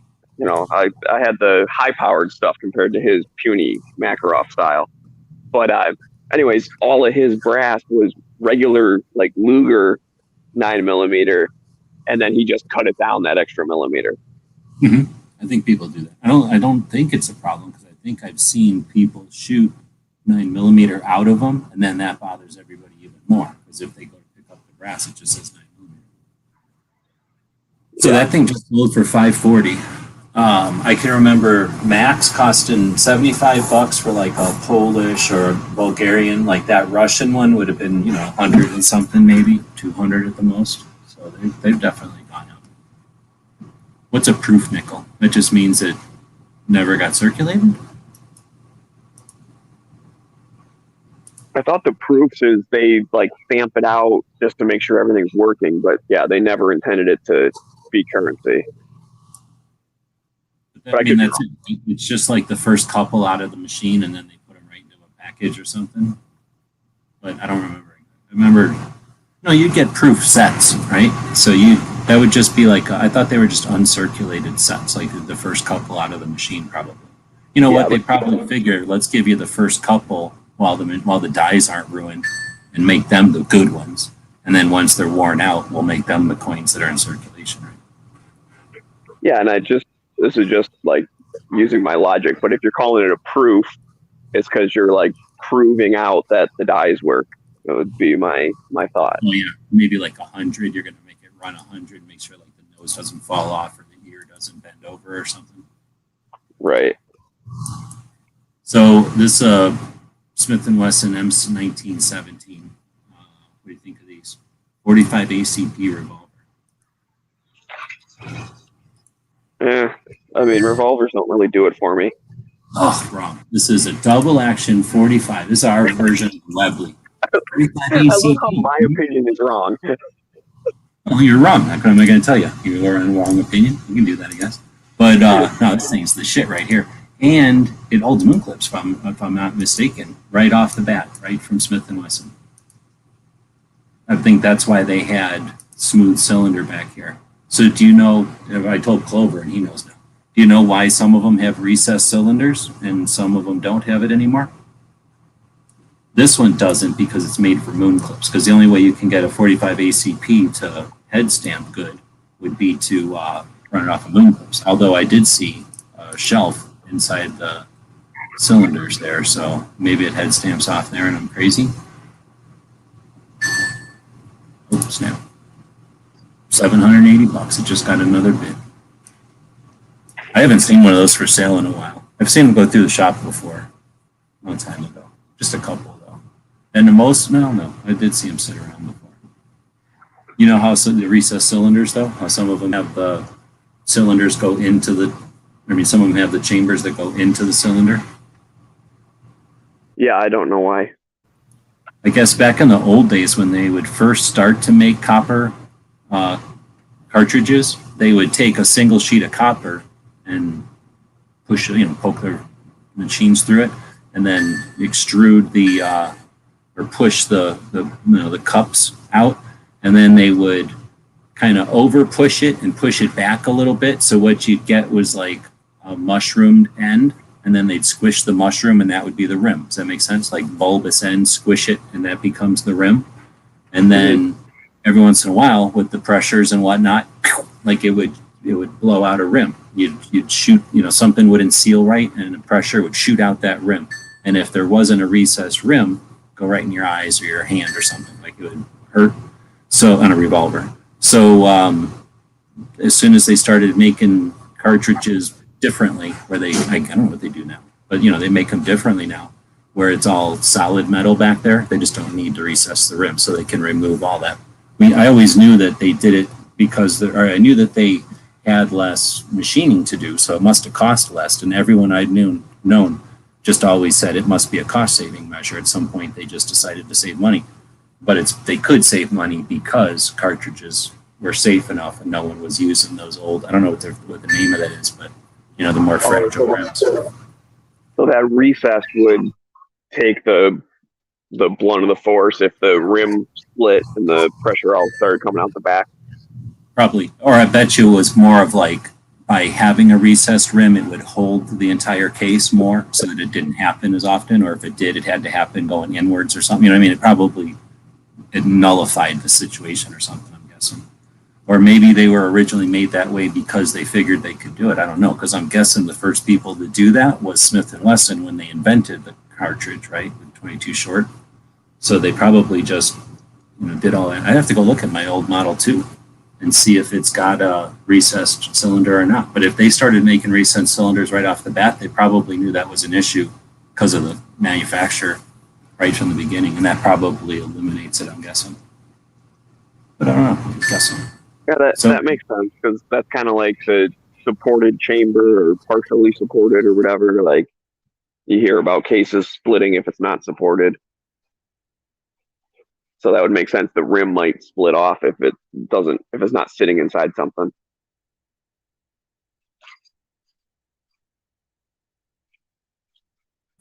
Okay, we got a minute, 2 minutes until that Ruger comes up, a 357 Ruger.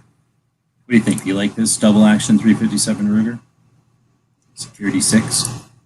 I mean, you're asking for my opinion, but I'm scared to say it because I'm going to say the same thing. I'm not really into revolvers, and then you're going to tell me I'm wrong.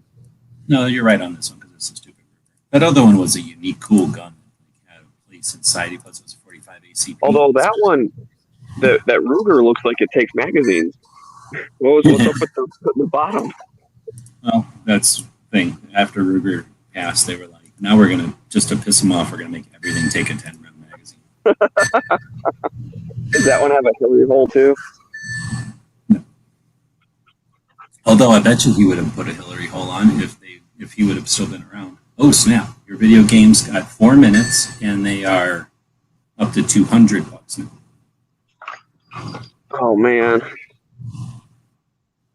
I'm going to jump over and try again. I just did it a second ago, and I got to remember what I did. So I just went in here, and I added the name to the back. See how I cut your websites out of the back there? I don't know if it's big enough because I just figured out how to cut the hole in there. But I'm going to attempt now to send this saved file to I already saved it, so now I want to export it. Oh, I see. Yeah, here we go. Oh, see, I can't save it as a... Oh, no, yeah, I can. STL. Good. There we go. So now I'm exporting it. Let me just export it to my business over here to where I want to put it.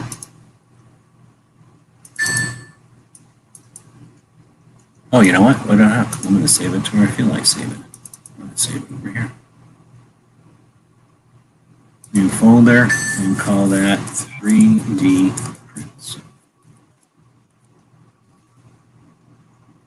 Save. And export. Oh, guy just told me on the internet that I couldn't do that, and I'm just doing it right now. So I think, well, maybe I'm not.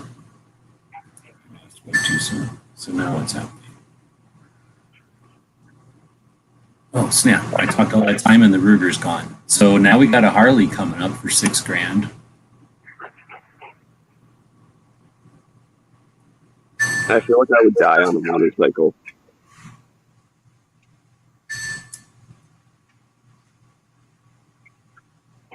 I don't know if that's a good deal or not. I could have got a U of A police motorcycle. So a motorcycle looks kind of like a motorcycle that you have in Robotech, right? Not Harley, but like one of them. I don't know what to call it. It's not a crotch rocket either, but like a thing that a robot would unfold out of, like that kind, like a, I don't know what to call it, some kind of a racing bike maybe. So anyway, it looked like a cop bike, like kind of like this looks a little bit more like Chips, doesn't it? I guess like a modern cop bike that isn't a Harley. It looks like that, Suzuki or something. And then it was $2,000, but I don't have any money. I would have bought it. It would look freaking sweet to have a police motorcycle next to my cop car. My buddy used to have a military bike, like a World War II. The throttle's on the like left hand side instead of the right hand side, because that way, like you could shoot right handed. Is that a standard thing for motorcycles? I didn't even know that. They're always on the right side. Yeah, I guess, but like it's a left-handed motorcycle, because the idea was you'd like set your rifle on the handlebar on the right hand side, use your right hand to pull the trigger, and then you're steering and like doing all the controls with your left hand. But this thing was sweet looking, and he was selling it. I almost bought it, but I didn't live out here yet, and I didn't know that I was going to, because he was out here. So I'm just like, I mean, if I buy it from you, I'm going to ship it all the way across the country, and then I would have had to like ship it back when I moved out here. So if I would have known I was going to be living here, I might have bought it. Because then it was a 20-minute drive to get it to my house. Now this little deal, this guy made out of ivory, playing the guitar with some kind of plaster scraper, or like a drywall scraper. I'd get that made out of ivory. Oh look, he's even got little shoes on and stuff. I would get that because that's cool. Like that's like basically a Star Wars figure from the olden days, made out of ivory. Plus, like something they stick on a shelf, like, oh, maybe that's sat in somebody's house and then in somebody else's house and then in somebody else's house and now it's here. But this little dude, I bet you that dude's seen a bunch of stuff. You know what I'm saying? Sat on a bunch of shelves, been in a bunch of boxes, been around the world a bunch of times. I'm guessing. I'm just assuming. Holy moly, did you see what this time crisis is up to? In the time we've been blabbing? I can't read it from here. $580, way out of your price range. You're not even getting it. I thought at first, yeah, it's going to go pretty expensive. From my perusing of like eBay and stuff, the shooting games tend to go, 800, 900, sometimes more than 1,000. And this is a double shooting game with a pedal. Yeah, that one's pretty cool. Oh yeah, it just got another bid, $620. And the thing is, it's not like one of these things. Well, maybe it is. I think it's probably like if you came along and you're like, I'm going to give you $900 for this thing, and you put a bid of $900 in, but that other sucker was like, oh, I'm only putting in 600. Well, then boom, you're getting it for 620. You don't even have to spend the 900, right? It's probably like that. What about these sports ones? You gonna play some kind of sports game? There's a Madden one. Nah. The only sport I would consider would be like a hockey one, but I don't know that I've ever seen a hockey arcade game. Like I used to play, hockey games on Nintendo and stuff back in the day. My favorite was on the Sega Genesis, like NHL 95, 96, somewhere around there. That was like the best hockey game. That and Mutant League Hockey, which was also for Sega. What if there was a really fast Roomba and then you smack it and then it zooms back out in front of you and then you smack it? It's sort of like one of them golf simulators, but also a Roomba. So it keeps zipping back over by you and then whack, you smack it into like some kind of a, like a projected environment. So you could be, like Teenage Mutant Ninja Turtles guy, that one guy that hangs out with them who has hockey sticks sometimes. You could be running around Ninja Turtle environment with this little Roomba hockey puck. That's how they should do that. You know how you've been in have you ever been in a video archery thing where you shoot like rubber archery thing or rubber arrows, archery things, rubber archery arrows at a bed sheet basically? Like they project a critter like a bear coming at you at a bed sheet and then you rubber arrow it inside. I've never used one of those. Dude, there's those. So there's this place here in Tucson that had that. I don't know. It's been a long time ago, so I don't know if they must have actually way better ones by now. But you could have it be like a bear coming at you, if I remember right, or it could be like a goat way far away, or like a mountain lion way far away, and you'd have to shoot for like a golf ball on it.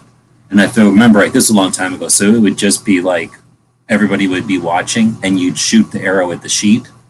It was like projected on a projector that was like a loose sheet, so you'd shoot it, and then if like you hit it, you'd know because you hit it, and it would be no computer telling you or anything. And if you missed it or whatever, like I mean, like you just there was only feedback, it's whatever you seen happen. But it was an arrow, so you seen it happen. Just went to 700. I think that was a $50 bid, or was that an $80 bid? Would you think that this is somebody buying, some fancy person buying it for their own house? Or do you think this is like somebody who owns a restaurant buying it for their place of business? Because this is good, takes quarters and stuff. I would guess it's for someone's house, but I don't know. I guess I'm just thinking like it's a fairly old game. Like if you wanted it at your business, wouldn't you just go out and like buy the newest, latest, and greatest one or whatever? For $700 though, and it would be awesome. I'm just trying to do the math. How many video games? How long does a video game take? You figure 2 minutes, 5 minutes, 10 minutes, 10 minutes. Let's say 6 video games an hour. And most video games probably don't take 10 minutes, but let's say 6 video games an hour if it's running nonstop, and you run for 10 hours in a day. So, it just went up to 740. So is that 60 plays a day on average? Well, no, let's use 80 plays a day. That would be $20. No. Yeah. No. 80 plays would be, $20, right? Yeah, I mean, if it only cost a quarter, but you could make it cost. Oh, that's true. Yeah, you're right. It's not a double video game. It probably costs like $1 or something. I'm an idiot. I'm sitting here thinking video games cost a quarter. It's like a million years ago. There's 2 quarters on each side. I'll bet you that thing costs $1. And then people get in a big fight about who can put their quarter in faster. It's like, how fast can I take your money? Right. So one of my 60 plays a day. So $1 a play, 60 in 10 days, you'd have your money back. Less than that, or maybe a little bit more than that. It's a no-brainer. That game's really good at sucking you in because like you're playing, but then when you die, it's like you got 5 seconds. Like, do you want to continue? And you're just scrambling to throw your quarter in because you don't want to lose like your spot in the level. You're like, oh, I was doing so good, I can almost beat it. I bet you it costs $5-10 to beat the whole thing if you suck at it. I feel obligated to mansplain this to them. I don't know why they didn't figure this out. All they got to do is wheel this machine and some of them other ones out in front of their place. They're right next to a high school. And them kids are going to play these video games. You don't have to do nothing. You just got to put them there and not stop them from playing it. Assuming little kids know what a quarter is. But they can probably go somewhere and get quarters. Or actually, no, there's some kind of quarter shortage, huh? Damn. But I'll bet you could make it where you have like a Bluetooth adapter where they walk up and like their whatever, Google Pay or something just starts paying you every time they play. Oh, you certainly could do that because that's like at Dave and Buster's now, you don't like put money in the machine. You get like a little credit card that's got it like RFID or whatever. And then you just went up to $820. I'm pretty sure anybody who buys this is already making money. That's like 2 days worth of leaving this thing run and you've already paid it back. I feel like you could just, how like people have lemonade stands? You could buy this, open up your garage, and let people in and make your money back in like maybe a week. If you went by Chinese rules and you only let people play 1 hour on the weekends, you'd make your money back in 80 weekends. No, 10 weekends. There's a dude in San Francisco and he drives around. I don't know if he has like a van or like a pickup truck or something, but he has a bunch of old video games and he does like pop-up. Like he just sets up in front of a thing and like almost like a food truck. But he pops up, everyone plays all the video games and stuff, and then he goes to a different place. And there's like this whole thing of like figuring out where he's going to be and stuff. Oh, it just went for $820. You could put that thing in the back of a cargo van or something and just drive around to places. Yeah, seriously.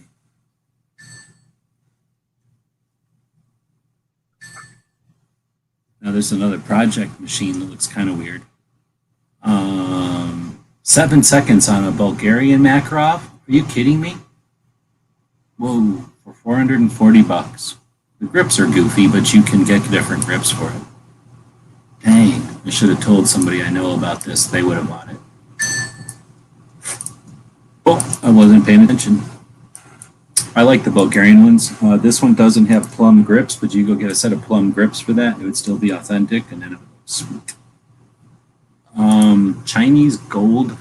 How would you buy this piece of Chinese solid gold that's been carved out into figurines? That's pretty neat. So it's basically a piece of wood. They carve it, and then they wipe gold on it, and it looks like it's made out of solid gold. It's kind of cool. I'm guessing that's probably old. I wonder if that tells some kind of story. Like your grandma would sit there and be like, and then the horse lady went over by the guy with the hat on, and then she went over by here, and then this guy danced around, you know? And like it tells a story as you look around on it.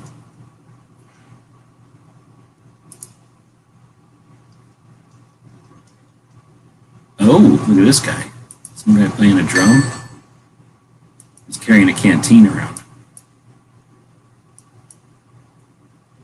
Oh, snap. That's the guy with the change in face. That's pretty neat. These are definitely old-fashioned Star Wars figures. And then they got holes in their butts. What's up with that?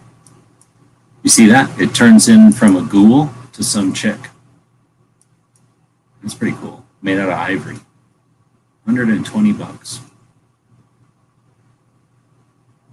So Michael Jordan basketball.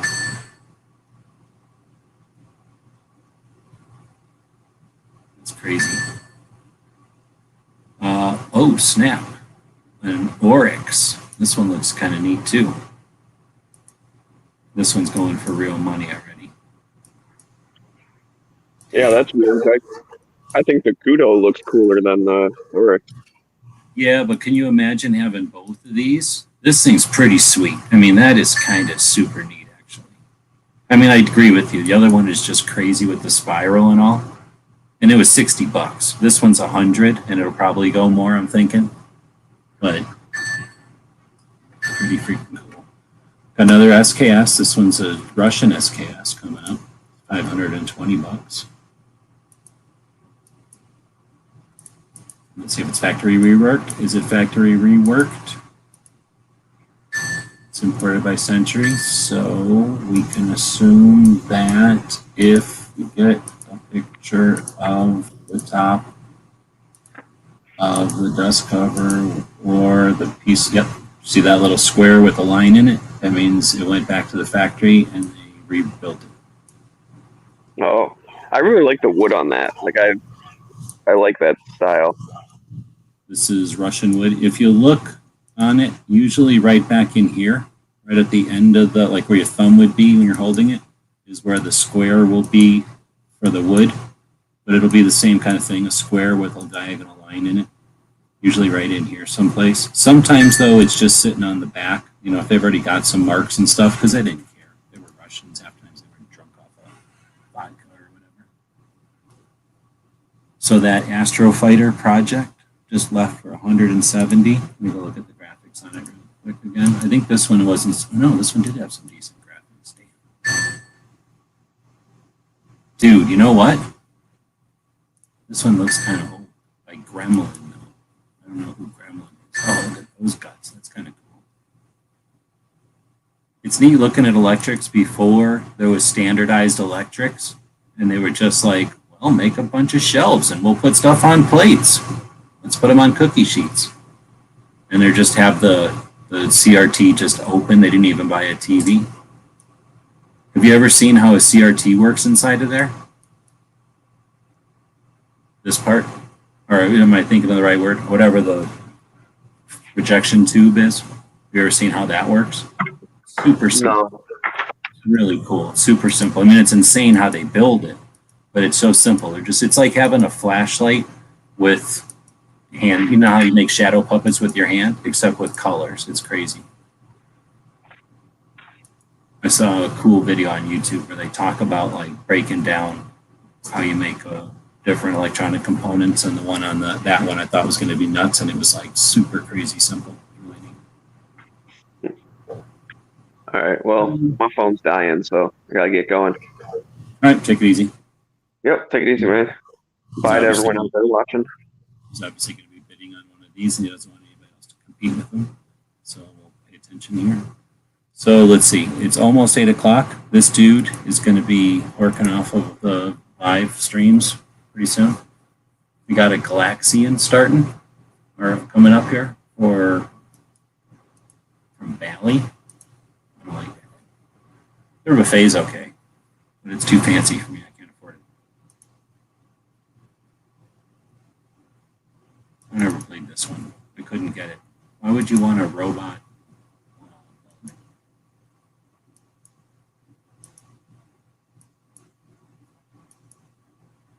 Pretty decent graphics though. So let's work it real quick. Oh no, they just do us. Oh, that's a nicer one even. Snap. So we'll take this one and go print screen on the computer. Then you open up your, this is just in Windows, Paint, paste it, zip over to the part where it is, crop it out of there.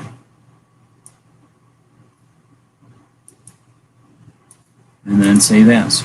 Set it down next to one of the other ones. Boom. I should grab this one too right away. It's pretty neat. I wonder if anybody has ever 3D printed the Galaxian bug, space bug.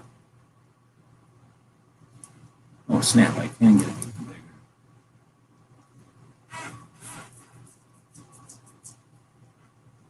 All right, well, we'll see if anybody is going to be using the comments here. What do we got left? We got that Charter Arms revolver.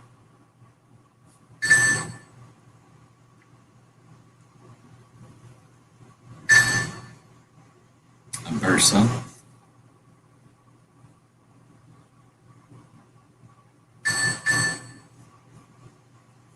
Williams pinball. I thought that was Motorola. I would buy one of these stools. I bet you these stools are comfortable.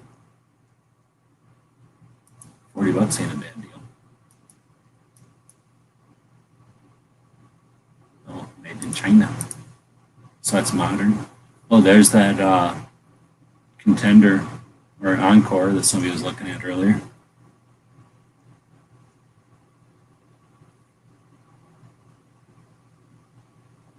Got a Gandhi coming. Go drink Phoenix. It's delicious. That's up to $65. Dragon's Lair. What? Whoa. Dragon's Lair. I'm guessing that jump is just because of the refresh rate on their camera. Wow. I figured this would be something that's expensive. It is $1,000. Dang. I played Dragon Layers once. And I was like, I'm never playing that again. Uh-oh, something's dinging. Something's dinging. Let's see what's dinging. Coins and jewelry. Keep dinging. Keep dinging.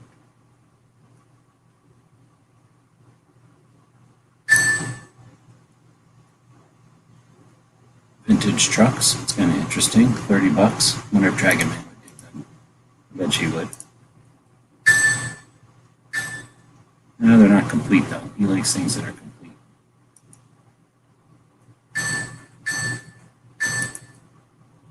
Sharpshooter arcade shooting game. What?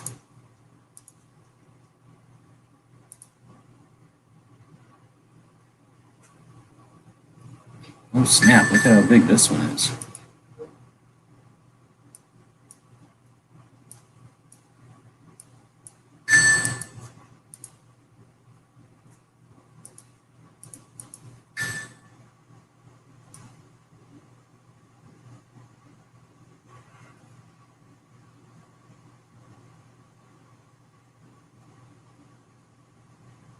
All right. elk pelt coming up. There's that note Mosin, $230. I imagine that'll go up a little bit. What is this? Oh, Mr. Punch. So it's a Punch and Judy. I thought it was a robot.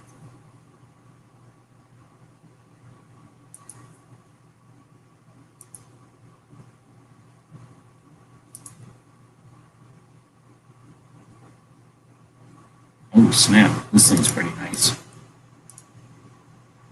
Dang.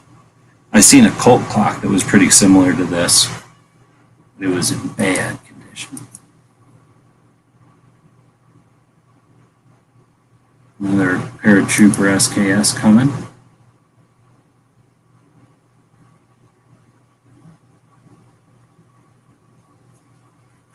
Pole position. Another Mountain Mosin.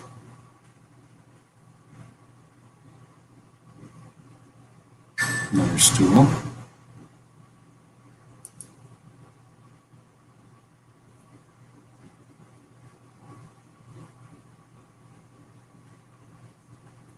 Race 22. Oh, my.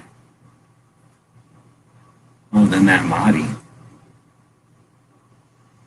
That'll be a little while still.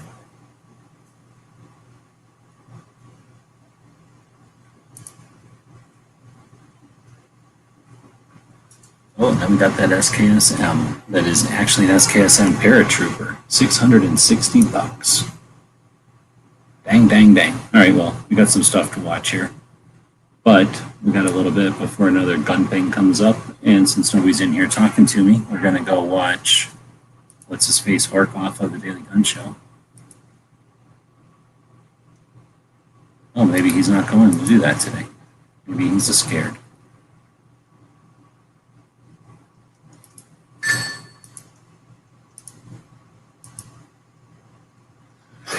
All right, will they shoot that? How boring it is when nobody participates. Let's see, let's do some numbers here. So here's what we got. 3 people watching. One of them is me. That means there's only 2 people watching. Oh, we got 21 votes. How'd that happen? Fake. 21 fake votes. So we can't count that poll. Turns out it's all fake. Somehow we got 18 thumbs up. That's pretty cool. But nobody's over here watching. Why? Because barbecue's over here working. So let's put the link over here. You can go watch this guy work off of here. So here's how it went down. Back in the day, there was Daily Gun Show, and it was awesome. We did a lot of stuff. We saved a lot of things, and we did a lot of good things for the world, and it was thousands of episodes, 1,600 episodes or something. It was pretty good. A lot of awards, a lot of recognition, a lot of honorary honors given to us because it was such a great show that did such important things. So eventually we had to stop it because of political reasons. It's YouTube censorship and other reasons. So we ended that show, and we had to, right? And we were threatened. So when we ended that show, this dude was like, I bet you I can work off of that show. So that's what he did. He started working off that show. He couldn't handle it, so he only can do it twice a week instead of every day like we did it. But now he goes live. Here's the deal. It was supposed to start at 8 o'clock. It's 8:04. He don't care because he doesn't value the viewers like we did when we ran the Daily Gun Show. Oh, snap. You can sell beaker stuff. I'm glad I'm not watching this show and I came back over because I have a lot of science stuff. Interesting. So let's see if this stuff goes for some money. An amazing set. They got a whole bunch of granulated cylinders. Use those for measuring. You got your, these are bottle flasks, round flasks, I guess. Got a bunch of prepared slides here, some sort of little trays, got all kinds of different corks and stoppers and glass tops and screw-on tops. These are super good for mixing up and playing. They're a little fragile, so I wouldn't give them to a little kid. But if you aren't giving your regular aged kid all kinds of glassware to just destroy because it's basically free, you can get all this for $30. And this is hundreds and hundreds of dollars worth of real glassware. Oh, now it's at 70 because I'm helping promote it. This here should be in every kid's home. If your kid doesn't have a science kit or whatever, a chemistry set, then you're a bad parent. I'll just say it. And this is the way you get a kid a chemistry set, not by buying some dumb garbage, but by buying decent surplus labware and then getting baking soda and food coloring and water and 99% of science, that's all you're going to need. Maybe some vinegar. That's a great deal. 75 bucks. Shipping is going to be. Oh, how rude. Rude. Is it necessary to have a show that loud?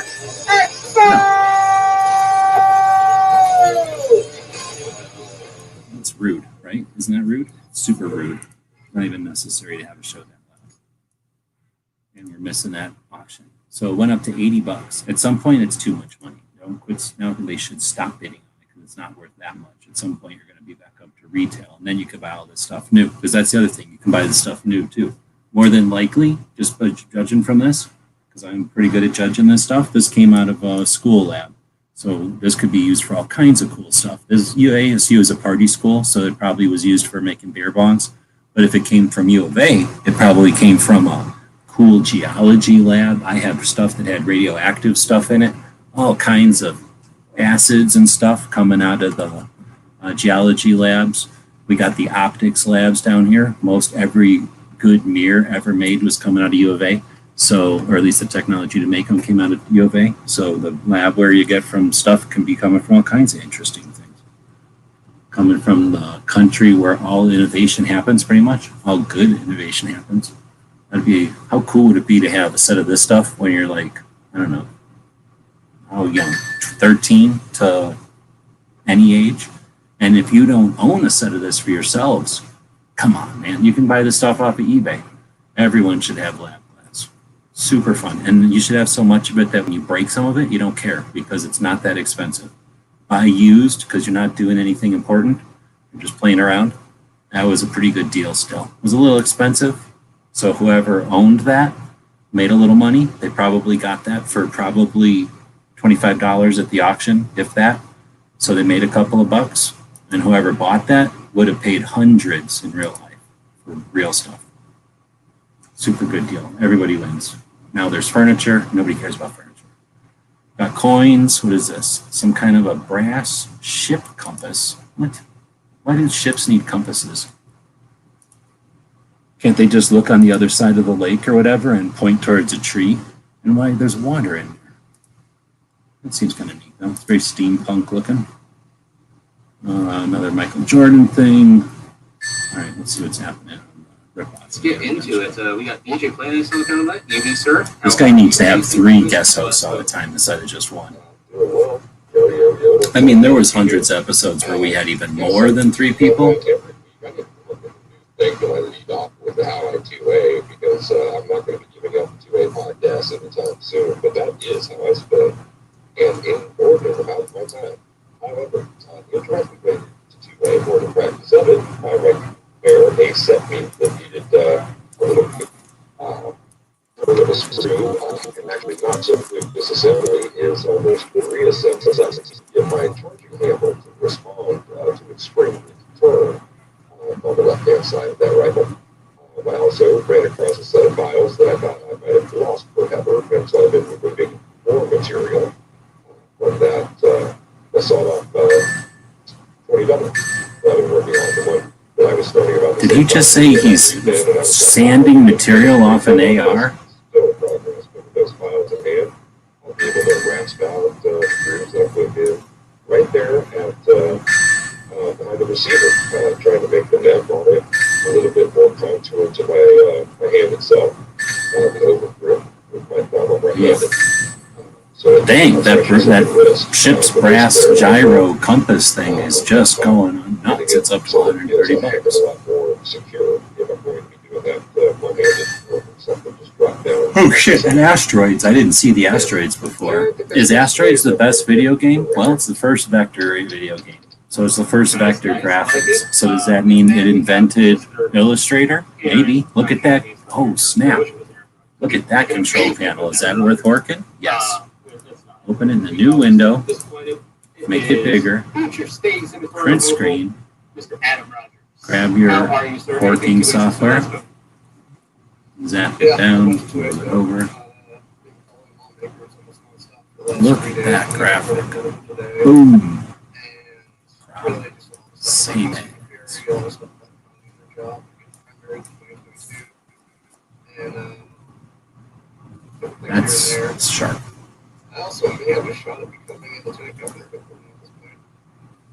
Really? Yeah. Pretty nice side graphic too. Dang. I'm not going to. What's the possibility? Joe Blaston was running right now. Dang. Asteroids is fun to play. It's vector. I wonder if there's some kind of cheat code when you own it, so you can just play it. I guess you'd probably just push a button instead of putting it in a corner. Governor T-Mont's Senator Afternoon. Adam Rogers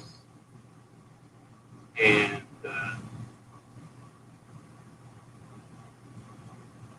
Oh, what is this? I think it was another school board representative.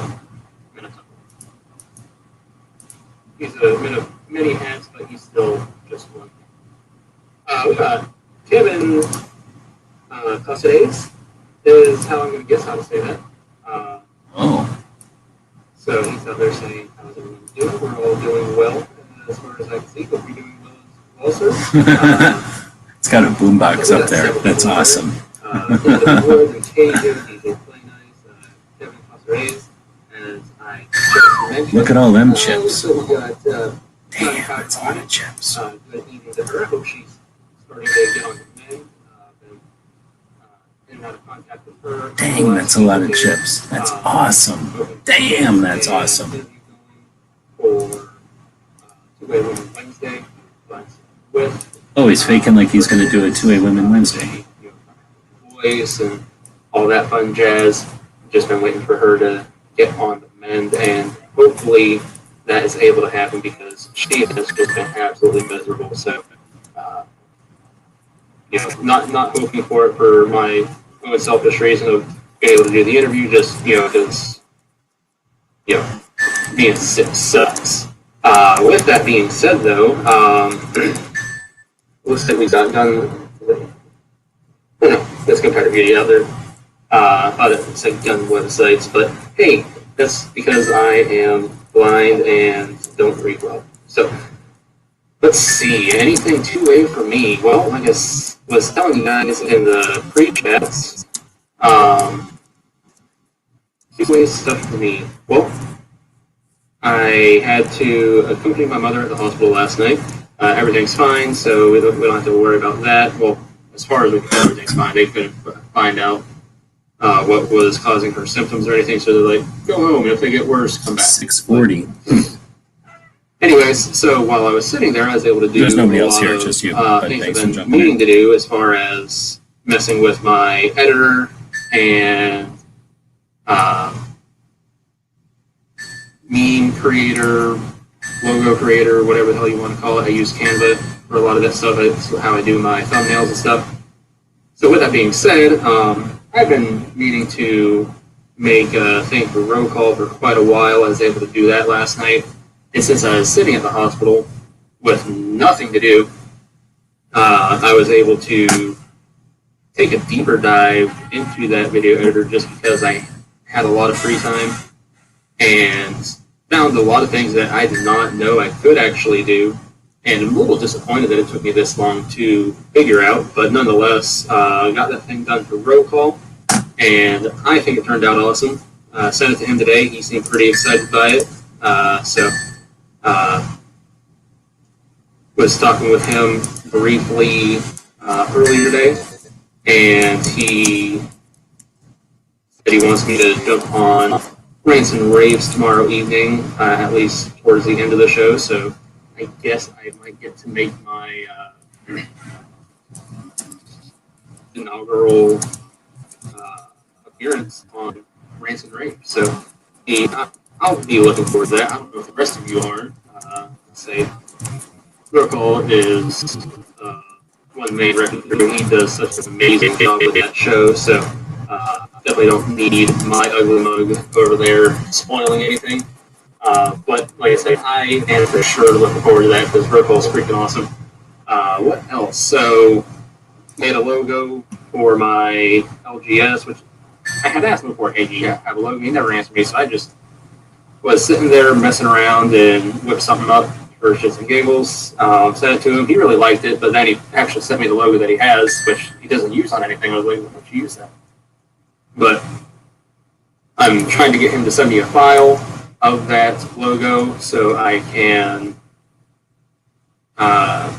do a little project with that. So hopefully here soon I'll get a message from him saying, hey, here's the file, and I'll be able to do that project for him. It's nothing that he asked me to do, just something that I would like to do, especially since he wants to be a channel sponsor for me. Just something to sweeten the pot for him. Finally picked up my Ruger SR 1911 and 45 this past Saturday. Took a little bit longer than I wanted. Not as far as the background check or anything goes. That was almost instantaneous, like normal. But just $600 with the move and everything, and then having to go get my ID done and try to find a ride there and all that. Just had this on layaway a little bit longer than planned, but finally got it. So I'm a happy camper as far as that goes, because now I have the 45 and the 10 millimeter. Most people would think you buy the 10 or the 45 first, but no, I went ass backwards. I bought the 10 millimeter first. So what else did I do? My typical open carry, did some carrying in the concealed carry fanny pack. It's kind of funny last night because, like I said, I accompanied my mother to the hospital. She says, "You packing?" I was like, "Uh-huh." Like, what kind of question is that? You know that. And she's like, "No, you're not supposed to do that here." I was like, that sign is merely a suggestion here in Pennsylvania because the signs don't have the weight of law. Here in PA, they are literally merely a suggestion. The most that they could do is say, if they found out that I had it for some reason, they could only say, we would like you to leave, at which point I just leave. So, I was like, no, it's all right. Which they never could find out. So, civil disobedience, do you want to call it? I don't know. Other than that, I think that's about it.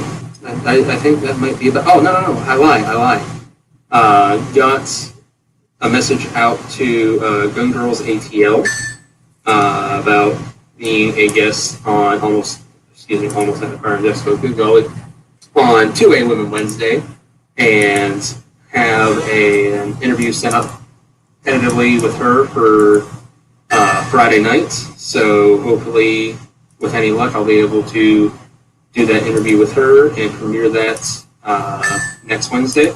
Still won't be a 2A Women Wednesday this coming Wednesday, but hopefully we can get the ball rolling here again soon and everything, start falling into place. I'm hoping that, the more of these I do, the more it can start getting around and, it will start gaining traction and getting guests won't be as hard. So, like I said before, just got to keep the nose to the grindstone and keep hammering away at it. So with all that being said, I think that's all the 2A for me since we last spoke.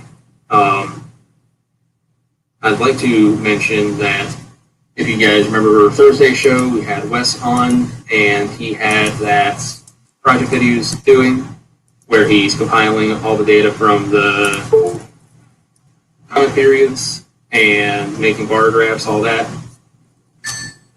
One of the things at the end of the show we talked about was,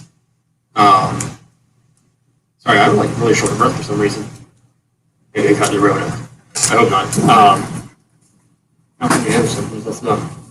Anyways, at the time he had a link that was not available to put out to everybody because the thing he was using to view everything would crash because of bandwidth constraints or something like that.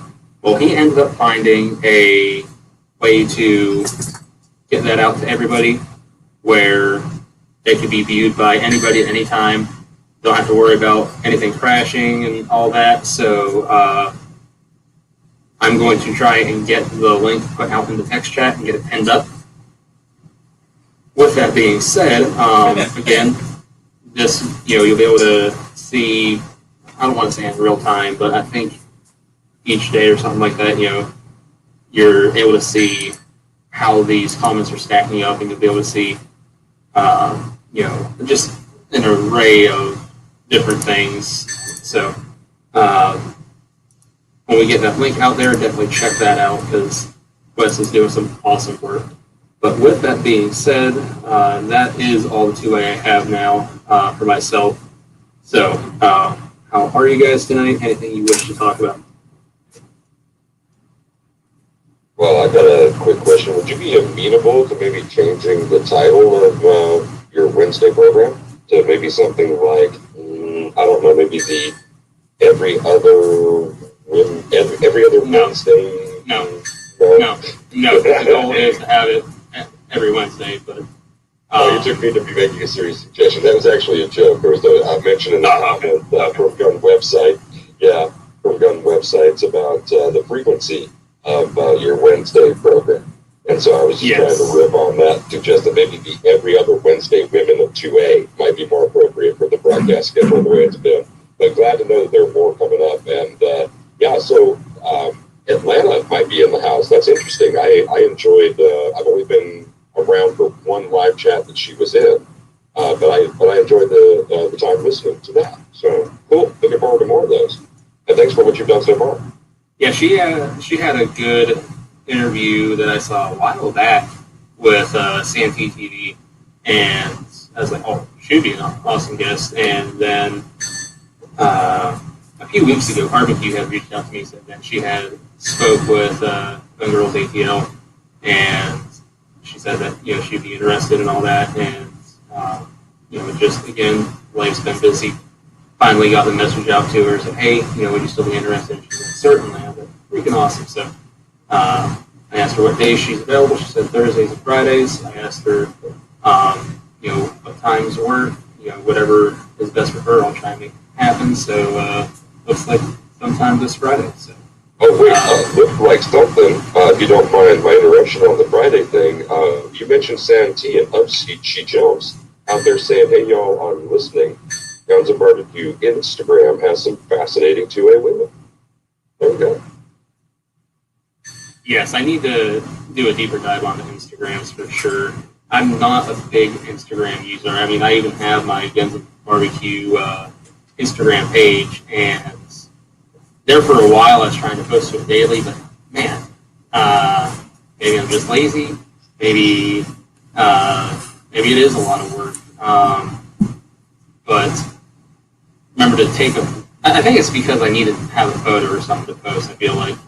And I could be wrong about that, but I feel like, I need to have a photo to post whenever I'm posting on Instagram. So I don't post to Instagram that often because I don't have a photo to post every day. So that does create a problem for me. However, with that being said, I don't frequent Instagram that much because, excuse me. Whoa, $1,000. It's not something I'm jumping on either. So yeah, I definitely need to take a deeper dive into the Instagrams and find some ladies on there to reach out to. As well, with Instagram being mentioned, KD, the real NOC on Instagram, he's live almost every night over there. That's probably the only thing that I check into Instagram every day for, is I get a notification saying that the real NOC has started a live stream on Instagram, and I normally at least go over there for a few and check that out because Katie is definitely one of my favorite 2A activists to hear speak. And so last night he had a topic that was phenomenal. So if you're looking for something to watch on Instagram, I would highly encourage going back and catching that topic from last night with Katie. Like I said, it was phenomenal. That's out to the chat. Evening, sir. And I've just now learned, I believe, if I'm correct from the chat, a couple of minutes ago, I guess, that Gunpowder Beauty had a recent birthday. So happy birthday, Gunpowder. How did I miss that? Happy birthday. I'm such a dick. It's no wonder she hasn't done much yet. She's like, we're going to wait and see if Barbecue even noticed her. And I didn't. And she's like, nope, screw this guy. I don't blame her. We best mark it down on the calendar because she's been a regular, I know. And, oh wait, gun website's out there with a quick question. What was KD's thing about? He says that he missed it.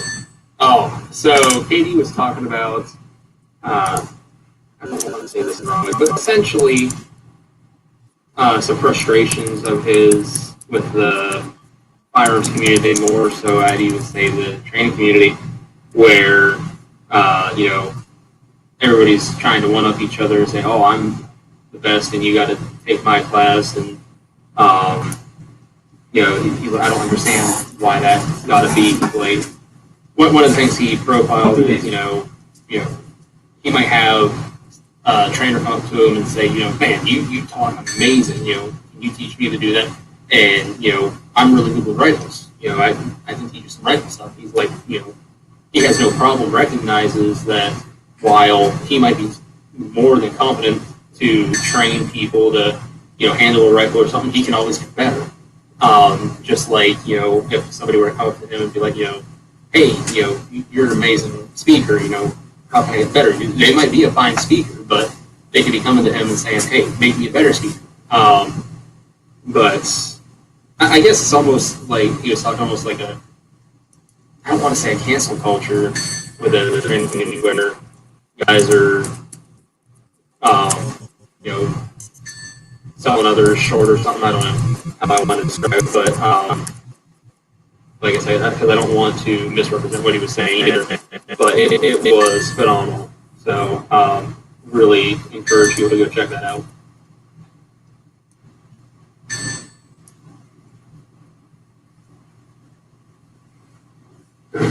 So with that being said, pretty lively chat out there so far. I'm going to drop the link out in the text chat because, like I said, because Angelina B has joined the chat. She might want to jump on the panel. Yeah, I kind of hope she does, because speaking of 2A stuff that I didn't mention,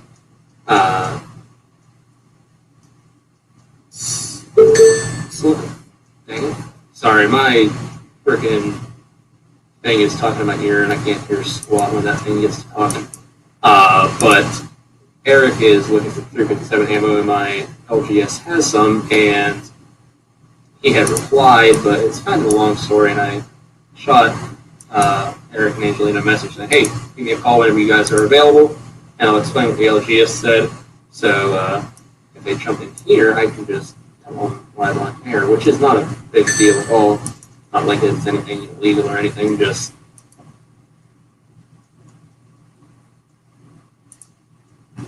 well, you had a lot to say, and there were a couple of questions and comments that were tossed over to you there. You didn't know about GPB's birthday, that kind of thing. G had a question. yeah, just like I said, I'm legitimately short of breath. Well, you might need to store up on some of that breath because G-Webs has popped into the room, so he's forking and tossing out on another channel. What's that all about, G-Webs? What's that? What's going on here?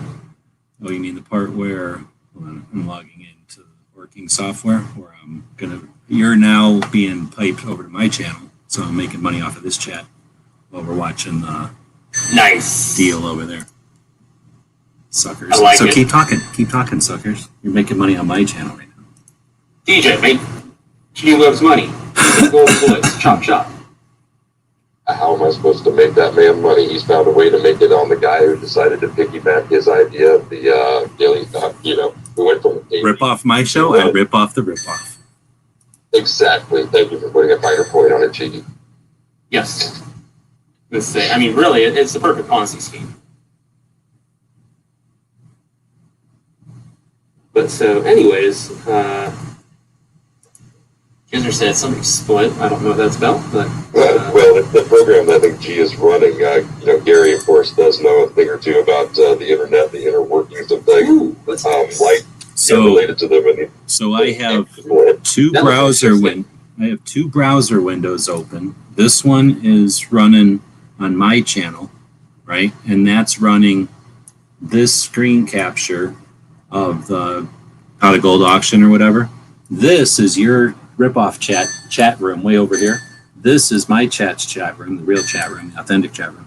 And then I'm also in this chat horking off of you in this little corner of this chat. And then I'm using XSplit. Is it legal? Can I bring XSplit over here? Don't freak out. Buy things from gearwebsites.com. So this is XSplit, and I use XSplit to run in, what is this? StreamYard, so that instead of using my webcam, it's using XSplit to hork my live stream from XSplit. If I can bring it back over here. See, this live stream from XSplit is what's being horked in as if it's my webcam. Does that make sense? Or did I lose you? So that's what he's talking about, XSplit. Yeah, I was totally sticking with that. I just didn't know XSplit existed, but Gary, Don't buy it. Don't buy it. I'm not recommending it. XSplit costs $50 a year, and it's redundant to StreamYard. It lets me do this, and that's it. That's the only thing it lets me do that StreamYard can't do. And StreamYard can do more than this. And the only reason I'd use it is because I forgot to cancel it, and I already paid $50 for it. And I tried to get my $50 back, and they wouldn't give it to me, so I'm using it.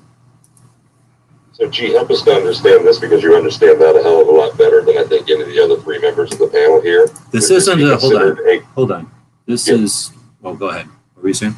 I was going to say, would this be the inception of a quark, or is this the fabled double quark? No, this isn't a double corking. No, come on. Double corking would be if I went into StreamYard like this right now while I'm on your stream and my stream, streaming two things and spelled it right? And then went to StreamYard and then initiated a StreamYard on my other channels, like the Gear website channel, which I'm not even live on yet. This is what a double or maybe a triple cork would be. Because can we go for the quad? Because that'd be a prediction by PNW Woods, quark squared. Can we go ahead and push it out on Gear websites as well? No, because that turns the internet back in inside of itself. It's sort of like looking, if you were inside of a chrome balloon looking out, and people freak out when you do that. So this is a double quarking. So this is a quarking of your show and my show on a third channel completely. And those people have no idea what's going on because they just started hearing this out of nowhere.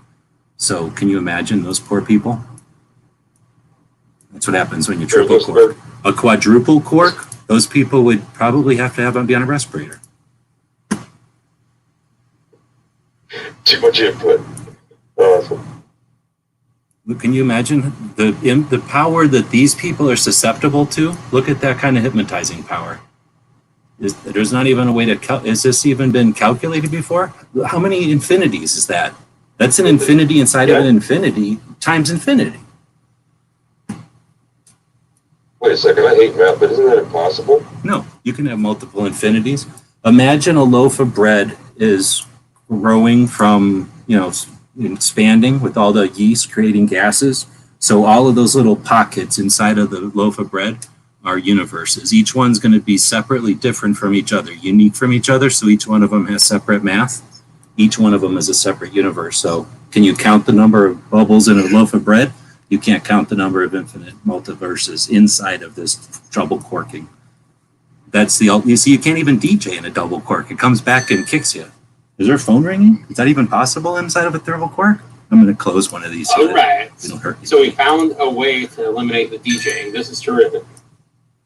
No, this myself into the future times 3 by infinity. No, this. Oh, man, somebody's gonna have to this isn't a DJ. This would be like if you went into a place and one of those phones with the cords attached to it would ring, and then you answered that phone, and DJ was DJing you on that phone. That would be what's happening right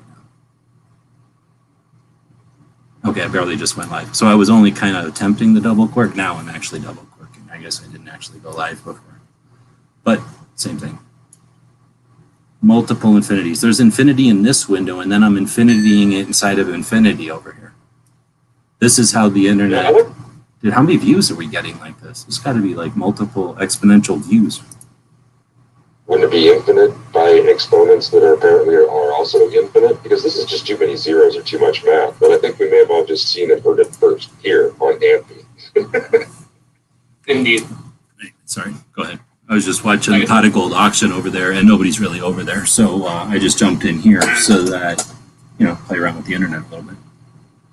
If you don't if you don't take the tail of the internet and shove it in its own mouth once in a while, then are you really even on the internet?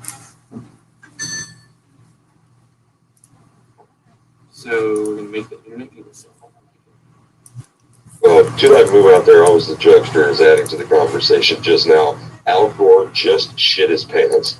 PNW Woods tossing in some levity with, you guys are going to split the space-time internet. Gizzard Gary, not one to be left behind when it comes to comedy. To infinity and beyond. And New York Outcast, if not somebody before that I'll remark on, said this is a whole lot of working going on. Which I think is... This is heavy, man. This is heavy. Brass monkey heavy, bro. I love it. Heavy, there's that word again. Is there something wrong with the Earth's gravitational field in the future? Nice reference. Nice reference. Like that ball. I think everybody else is hearing That is rather them, but they're not hearing me.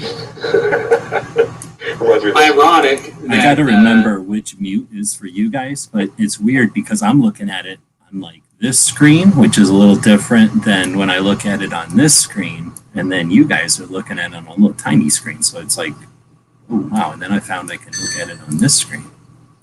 Is there some way I could aim all these together? Oh, I think I just did. And then that's a vanishing point for sure. It's ironic that I made the Back to the Future reference because I just read Angelina's comment that I have pulled up. Mm-hmm. She said, when this chat hits 88 comments, you're going to see some serious shit. Yep. Speaking of Angelina, I've got some... Or thumbs up, 88 thumbs up. She's been missing some either graphics. Or 88 likes is Woods' chiming. What were you saying, G? Sorry? She missed a bunch of graphics. There was some stuff like this, old Prince Albert stuff. There was some camel ads. Stuff that she would have probably dug advertising design-wise. By the way, Angelina, while you're out there in the text chat, what does it cost to have a custom flag made? It's under $1,000. Oh, that's good. And then add at least 32% to that before you publish or quote barbecue tax. She's not at work, man. Or maybe she is because she's always on the job. I don't know. When you're your own business owner, you get to choose your hours. I would imagine at least some of them. Yeah, I feel like Angelina's a baller. If you watch the Two-Way Women Wednesday with her, she was like, yeah, you like that super awesome two-way shit? Yeah, I can make it better. Order from me. And speaking of Alan Anchor being staffed by a major baller, I didn't realize until I checked out one of the Instagram, where she tosses up some of that stuff, that there had been so many recent drops. I've been out of the Alan Anchor loop for a while, and they did get over to that store. So I think I remember now what it was that you were referring to when you were talking about grab bags and stuff like that. So I think I might have missed out on those. There were a limited number, but sometime I will drop the link to Alan Anchor in the text chat. Back to you. Very nice. By the way, I got the link to Wes's project pinned up in the top of the comments. So if you want to ever go and check out what's going on with those comments, how they're shaping out, at this point, I don't think that there's going to be enough comments left to have either comment period pull ahead where, the other side, one based on just number of comments, whether they be boilerplate or not. But, technically our side should win, but at the end of the day, obviously the ATF has final say on what the hell they're going to do, so it'd be interesting to see everything that happens. But nonetheless, it is a really convenient way just to take a quick glance at how all that's shaping out. So again, the link is pinned up in the text chat. And if Wes is listening, thank you, sir. I did send him a link that he said he's going to be heading out of town this week, so he will not be able to jump in at all. So like I said, if he is out there listening, thank you.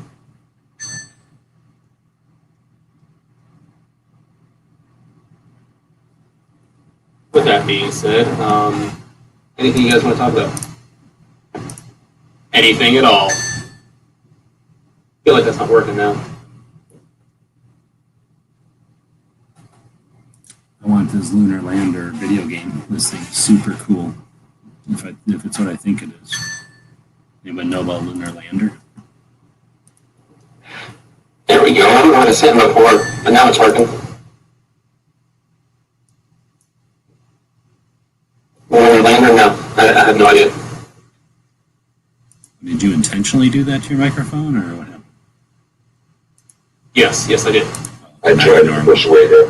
I tried to suggest it wasn't a good idea. Believe me, that was a much more mellow version of what we heard pre-broadcast. Don't push him. He might go rogue. Yeah, right. Oh, my God. You just pounded everybody's Yeah, drums. you can do that. You can do that during the day when a bunch of yahoos are slap-assing each other, but at night, when decent folks are working overnight on a shift and they got earbuds on, you're a dick. Who wears earbuds? People that are working in shifts, man. Maybe the dude who's making 1/3 of every Twinkie you've ever ate. Son of a Well, bitch. see, that's the problem. Like, if they're sitting there at work with earbuds in, then they might as well be like Discording or something. All they're doing is making it so they can hear it. They should be letting their entire workforce hear it. Look at this communist. Everyone should be able to hear everything. La, la, la. Exactly. That's why I've bought 2 AKs and an SKS this year. Because communism. But with that said, none of my firearms that I bought that were commie guns came in boiled dissidents, like the NW Woods. You're welcome, sir. Which, Woods, by the way, really trying to get to the post office to mail you back your bolt for your SKS. Oh, wow. Trying to get that done ASAP. I'm beginning not to feel as bad because I don't have so much as a working piece of a firearm that is rendered incapable of firing in my possession. Well, let's say I had to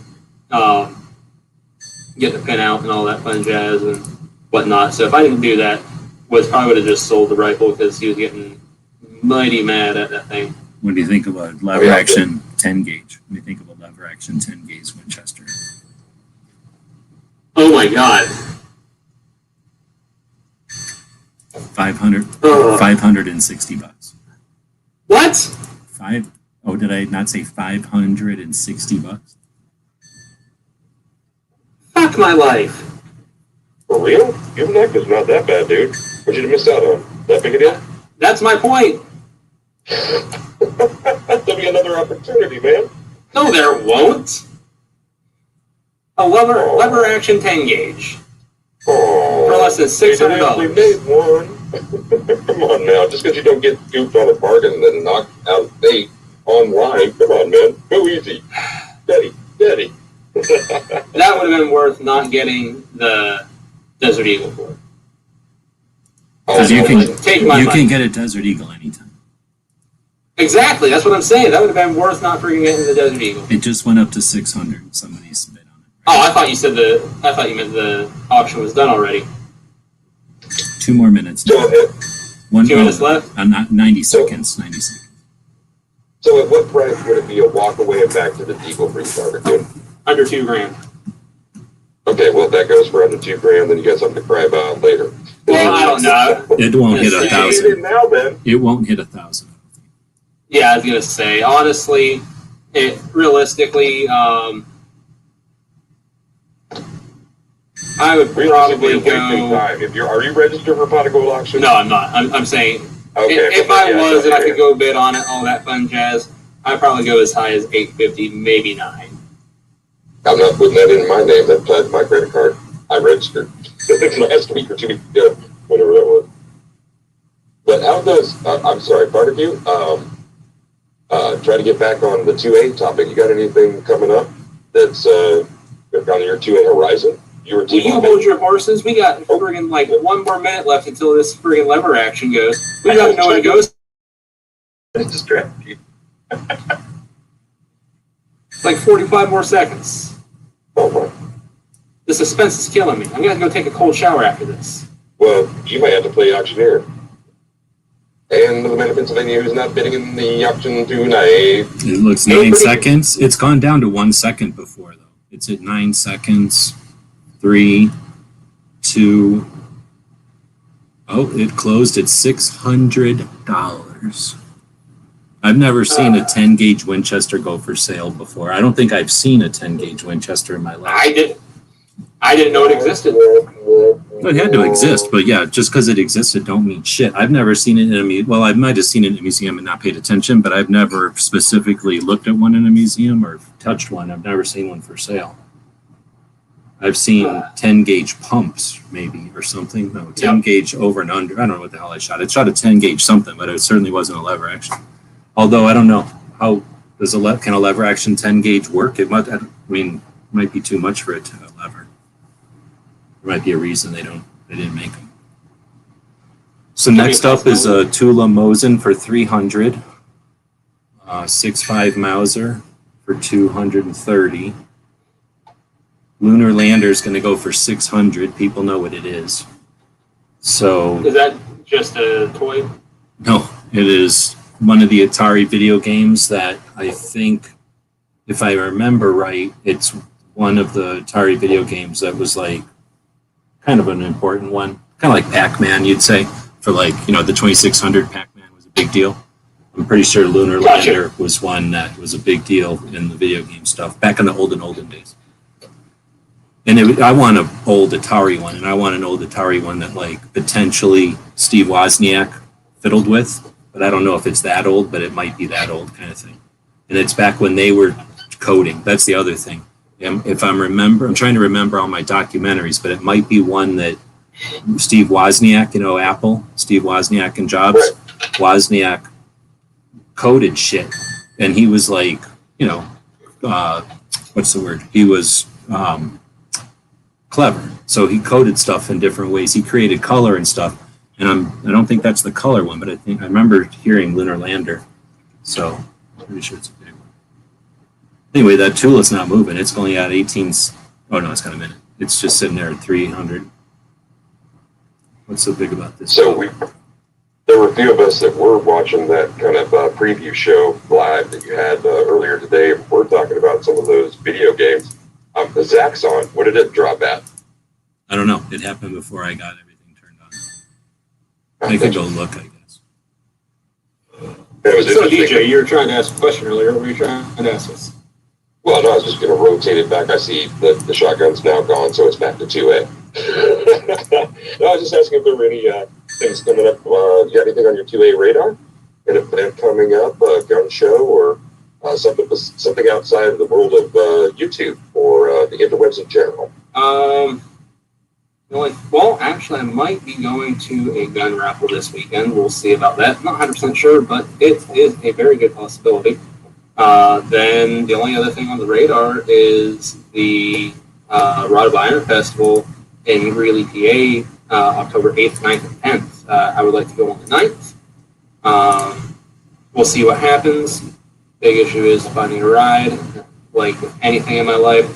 But there's some other things that are probably going to be preventative of me going at this point. So as that date draws closer, the likelihood dwindles.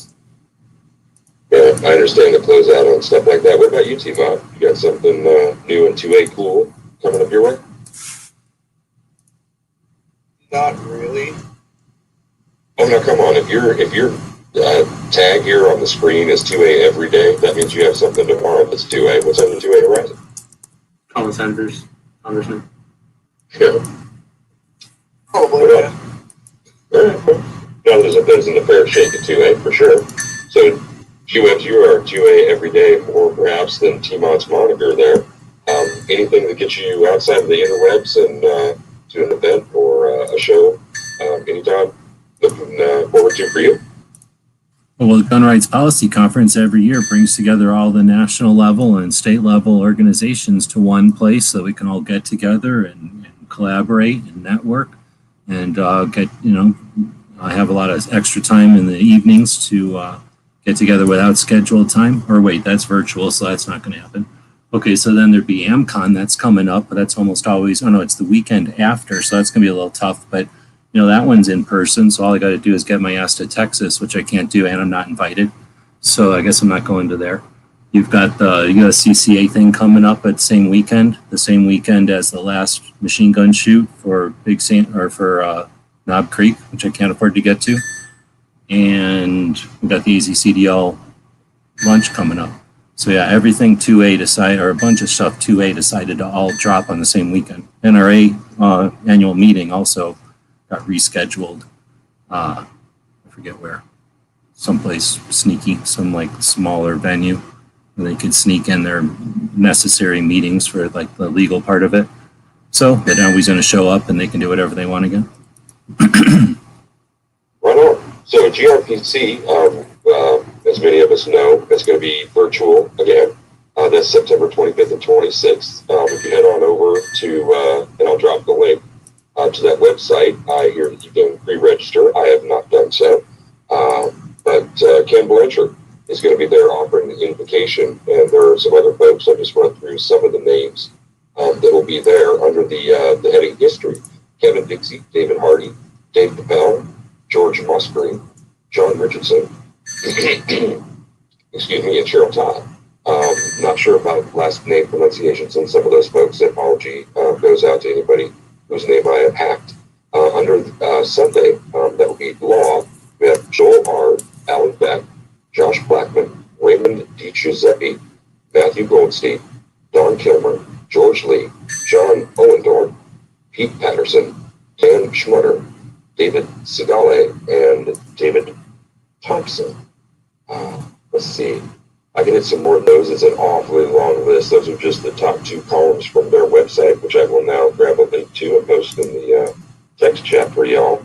But that's been more than simply worthwhile in the past. Never done it in person, but heard about it and was able to participate in the previous virtual version. And with some ideas that were being thrown around about how to make that experience better. Maybe they paid attention to some of those ideas, or may have come upon some other ones that others have not thought of on their own. Certainly hope that is the case. And that might be a topic for Thursday or another, well, it can't be too long in the future because it's the 25th. Yeah. Coming up, back to you, Murphy. All right, so I thought of something that I should probably share with the audience. Saturday when I was at my LGS, they gave me a piece of information, which he's never steered me wrong on anything. So I have to take it as truth and let you fine folks out there know. I was informed coming up on sometime in November that ammo will increase 10 to 15%. Now, I am not 100% sure because I didn't think about asking this at the time, if he was just talking about from his distributor or just across the board. By the way, he made it sound it's across the board. If it was just his distributor, I'm pretty sure he would say, hey, this is increasing through my distributor. So if there's ammo that you were hoping to snag because you're just hoping, hey, prices are going down, I'll wait a little bit longer to grab it. Well, from what I was told, from what he was told, coming up in November, ammo is going to be hiked 10 to 15%.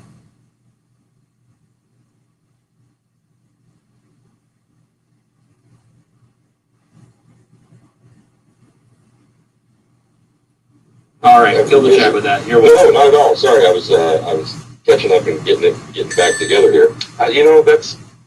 I certainly hope not, because what I would hope for is never to have an increase. I would rather have significant decreases in the cost of things. But maybe that will be the case. So who wants to go back and talk about that Winchester 10 gauge? Because my God, that was freaking awesome. I can't get that out of my god dang head now. Apparently not. You need to grab a popsicle. What a piece of machinery. My goodness. Well, I definitely am not going to venture into screen sharing something that I grab real quick, but you're able to do that. You want to grab an image and at least put up something full screen size, maybe have G do that if we're going to switch over to to that shotgun. And by the way, I got a No, good that's question all right. about it. If anybody does know, though, I'd be curious to know if that is the lever action shotgun model that was used in the Terminator film, because I thought that thing was mighty cool. I mean, yes, there's only one lever action shotgun really, so yes, but it was a fake one in the movie so that he could actually do it. The throw, the amount of But that's the like, what do you call it? The lever part, the movement of the lever on a lever shotgun has a weird cam and a hinge, so it almost goes back up and touches the lower handguard. Like it does, it's not like a regular lever action that barely comes down and goes back up, and you can barely almost keep your hand on the gun. With a shotgun, it goes out of your hand, curves all around weird because it's got a open way bigger or something, and it's just super awkward. So they had to modify it or something so that he could swing it all around like he did. But that's the thing, there's plenty of lever action shotguns out there. Our buddy 2 Live Moo has a Glenfield lever action 410. Henry's currently making a lever action 410. Now, that's the other thing, though. A lot of these are chambered in 410. Dude, on a 410, there's no way that lever just barely opens. It must open all the way up, almost touch the handguard again. I don't know. And say 410 is not going to be that much longer than a 30-06. And I've seen 30-06 lever actions.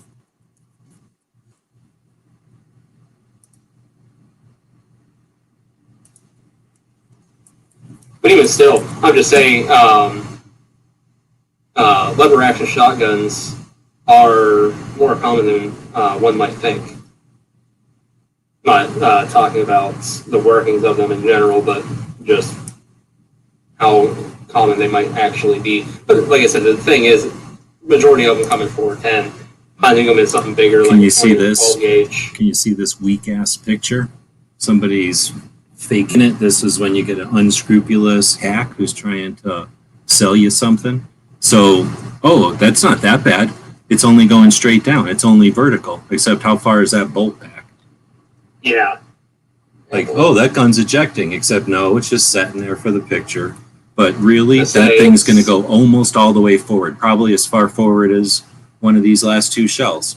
So that thing can open all the way and eject. I was going to say, it's probably going to go to the 4 o'clock position. But I can't find one where it's open because nobody wants to show you. And here's the thing, when it's an old one, that old one had a bigger loop because they knew that you're going to try to actually use it. These new ones make it look cool. So the loop being curved like that, Was that one a mare's leg that we just saw? It's, I don't know. I think it was the, Oh my god, that'd be amazing. A mare's leg 12 gauge? No, it's a 410. It's Yeah, that yeah, one that Mare's Henry leg makes. What's that, G? It's the mare's leg that, it's the 410 that Henry makes. I think they make it in a pistol and in a rifle. But the way that this is curved like a marlin, and then having to move, imagine having your fingers trapped in that curve and then having to bring it all the way forward. People that own them say they're comfortable, but they paid $700 for it. I didn't pay $700, and I'll tell you, it's not comfortable to shoot that gun. That's all. Yeah, but you're like part Bigfoot, so. What the fuck does that matter? So my hand is somehow has backwards. Here's a dude shooting it. Does that look anything like it's easy to shoot? You got to take your fingers out of it and not have your fingers in it unless you have some sort of wrist from like a 9mm shooter where it's basically rubber and can twist all around backwards and upside down while you're levering it. Here's one that's almost all the way open. But that's an old Marlin 410. Anyway, they're fine. They're just not practical for anything.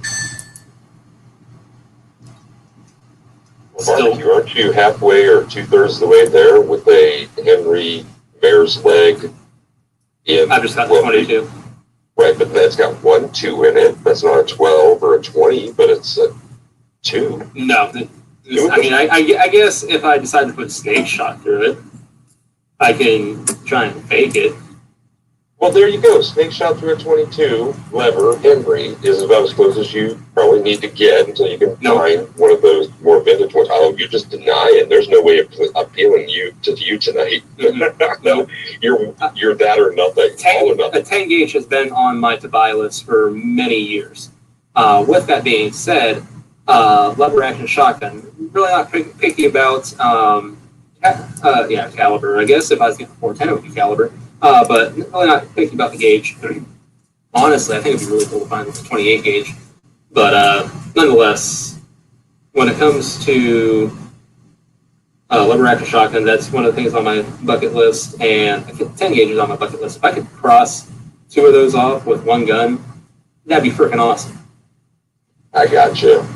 If the moon is in the 7th house, if Jupiter aligns with Mars, then plus, people got the planet and barbecue will get his guns. Plus, again, you don't see lever action shotguns in gauges that large. At least I don't typically see them in gauges that large. Like I said, I always see them in like 410. I've never even heard of one in 8. Well, how many people have even laid eyes on an 8 gauge, let alone shot one? Me, both counts. Well, you don't count because, like... I don't count the story of my life on this show. You like... I have seen an 8 gauge and shot an 8 gauge. By the way, my collection of guns consists of Iver Johnsons and Ring of Fire. Yeah. The Iver Johnsons aren't bad. The Ring of Fire thing... It wasn't my 8. It's questionable. Not my 8. Somebody else's. That doesn't matter. That's perfectly acceptable. Doesn't have to be your own. Well, maybe Woods can help you find that punt gun, and everything will just be okay afterwards. Yeah, that's not going to happen. If Woods finds a punt gun, Woods is buying the punt gun before he tells me about the punt gun. Well, I'm just stating facts. Just stating facts. To say, if anything, I need to find the punt gun for Woods. I don't know. Are you going to do possession as 9/10 kind of deal? Well, no, I'm not going to buy it for him. That's called a straw purchase. What's the matter with you, DJ?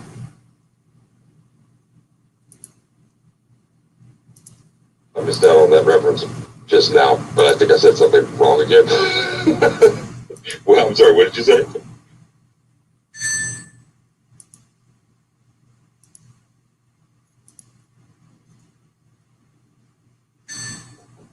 El Pancalones out there saying the lever action shotgun conspiracy equals what they don't want you to know. So, anything else going on?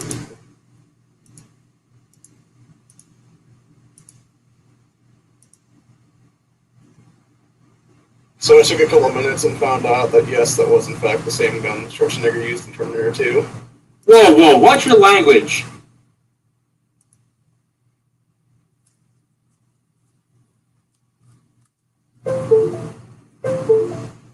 Angelina, brilliant. Leave her alone. Oh my gosh, you need to make that patch. Just a lever action shotgun, have it below it say leave her alone. Yeah, kind of over live. Only I jumped into problem the. is- Come on, man. I jumped into their chat, so I'm listening to them. Lesser chats ripping off my chat. But I'm also printing.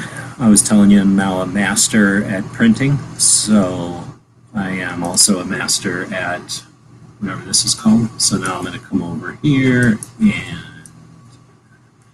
I'm going to make it this much bigger, and I'll just, what they call slicing this. This is what's called slicing in the biz, in the trade.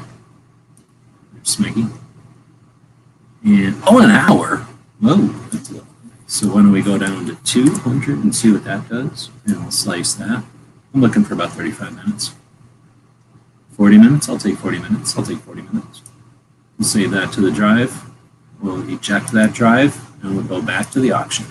So I'm over in their chat, the rip-off chat. Yeah. Oh, I see. They're just watching me. Watch this. Oh, I'm muted. Tiamat, anything you'd like to plug, sir?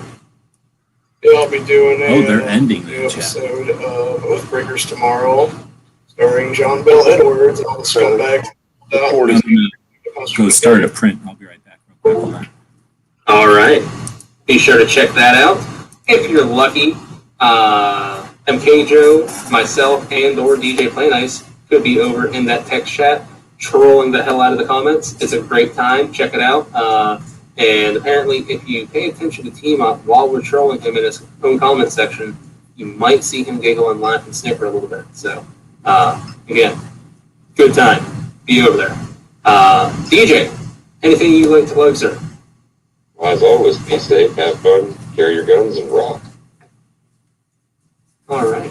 Then, G-Webs. Pleasure having you in here. Appreciate you doing the quadruple cork. That was freaking awesome.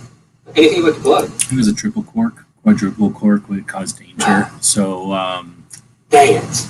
why don't we plug individual liberty and individual freedom and liberty. Thanks. Thanks for having the show and letting me fart around in it. And yeah, appreciate it. Yeah, as I say, you've been posting the drawing videos again here and there, and I like how you took out the part where you're like, we do these on Daily Gun Show, and then you swapped in me saying almost nothing Firearms Expo. Oh, you can tell that's what it is? I thought it sounded like... I know, it sounds awful. You should see if there's a better one that you can splice in there now, maybe? Hey, hold on. I did it once, and I feel like that's enough. But yeah, I'm expert at it. So anytime you want to make these free... Look at how you're like giving away free intros to people. You can have a free intro. Oh, you don't even have a show? Here's 2 free intros for you. Where's my free intros? That's right. Where's my free intros? What do you think? I got time to sit around making intros all the time? I know. I need to... Well, what show are you friggin' doing now? I could do one for the Pot of Gold auctions for you. I say you've been doing that weekly. I say then you got the 2A weekly wrap-up that I could do one for. Ask on questions. Fan chat.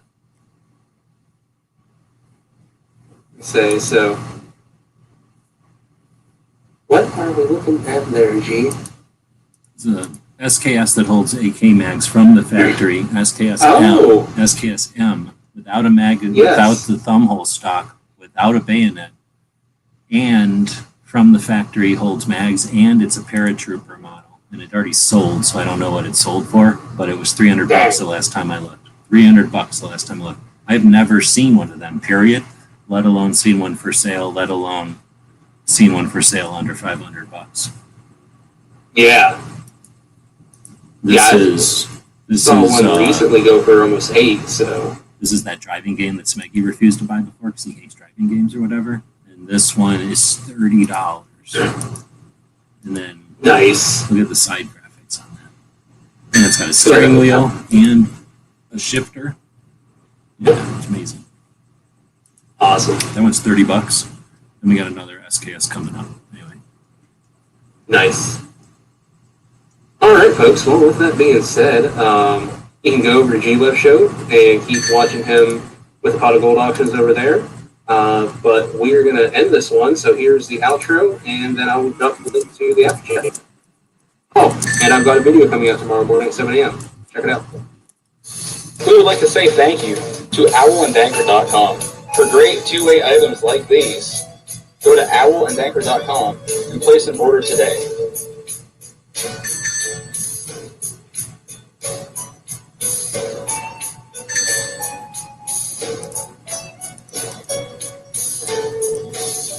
We'd also like to say thank you to gearwebsites.com.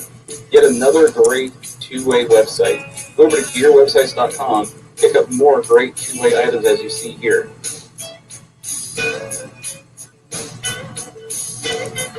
And as always, please remember, I'm better than you.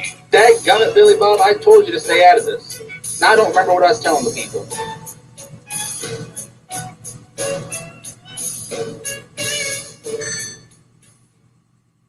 Oh shit, Crushed it. How about a commando for I don't know why I'm so $480? smitten with myself that I end it like perfect now when I know the exact guitar note to hit the end button on. Like when I would do it and it was just by chance, I can understand being excited that I nailed it on the exact time, but now, like I said, since I figured out what note to actually hit the end button on, I'm not really impressed with myself. Well, I shouldn't be, but I am.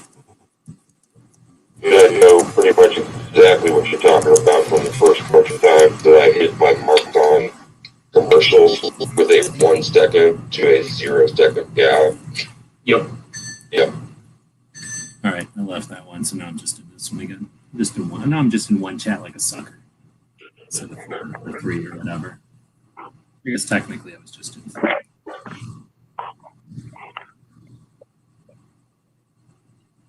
You're all about that Hall of Mirrors style.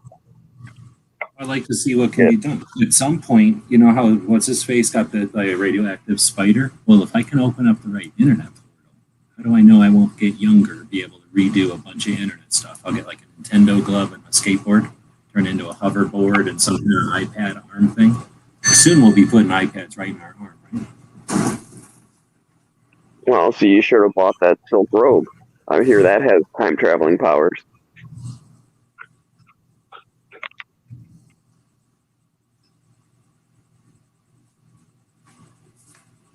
All right, so I'm such an expert at that stupid printer that it went over there before and it was printing, and then it like lost its tube of stuff. So I was like, oh crap. So I started it over and I forgot to put the new crap tube of stuff in there. So I got to go back over there and cram the tube over there.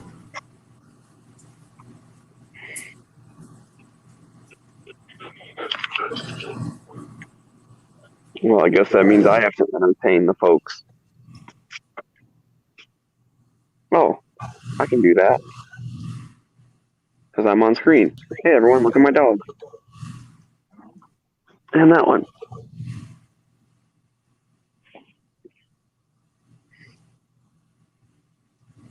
Oh, what? You're not going to come bring me your toy now?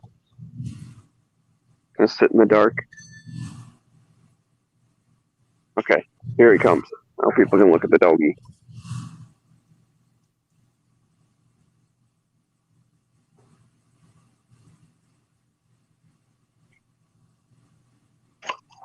Oh, didn't catch it. It's got to be tough having the light behind me, like I'm trying to see it. So I'll give him a pass.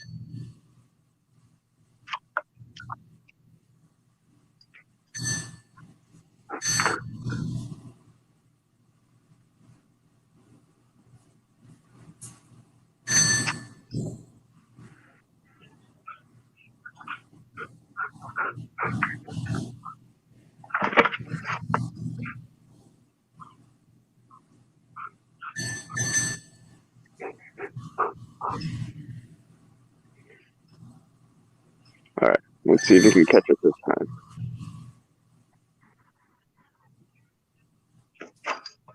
There he goes. Good boy. Yeah, good boy. Oh, good boy. Yeah, get the head scratches. Oh, so here's the deal. I was sick of them being weird over there, so I came over to this decent chat and I left them a link. So if you're in there, then there's a link in there. They're just hiding it from you. But if you look in the private chat, there's a link over there. Plus, you have a link from the email. So, yeah, that chat was just super weird, creepy. It smelled like cheese in there. There's just 3 dudes in there. So all I'm saying is there was no cheese.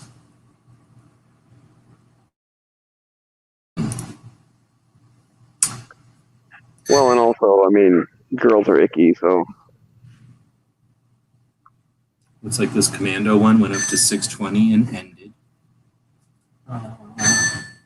That thing to heat up still. Then we got a Robotron. Robotron. That sounds like it could have a robot in it. Williams.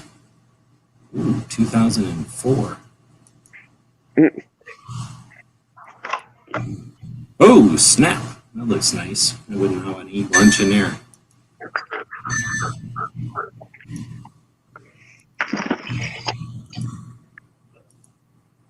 They're just like, whatever, staple the electrics to the side of the wall. It'll be fine. It'll work. Yeah. They made a bunch of money doing that. Weren't you looking for a train, for a child's amusement park train ride for 14 kids? think so, but I wanted to get the yellow one. Yeah, I wouldn't want a white one either. This is crazy. Why can't you ever find the yellow one anymore?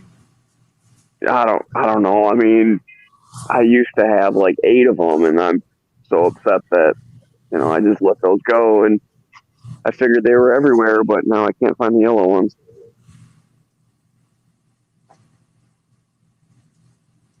There was a dude on the way up north, like along the drive, that had an actual caboose in his yard. Like he had one section of rail and then had a caboose sitting on it. Yeah, there's a dude that's got them like that here, but it's because he rents them on the weekends or whatever. So he just basically sets one up so that people can see it, and he's got a sign on there or whatever. Oh, You missed most of it, Clover. It's pretty much ending. Clover jumping. You got an SKS left, a bunch of video games though, and then a FUD gun for you, Savage 22 or something. Really? Bunch of crazy. You just missed a 10 gauge shotgun lever action. What do you think that went for? What do you think a 10 gauge Winchester lever action sold for? 1,200. Do you want to know, or is your blood pressure too high to know? Nah, whatever. Yeah. $600. Are you serious? Wow, wait. $600. The funny part was watching Barbecue have a busted basket because he doesn't know how to sign up for an auction, I guess. Right. Wow. I made some great deals on this.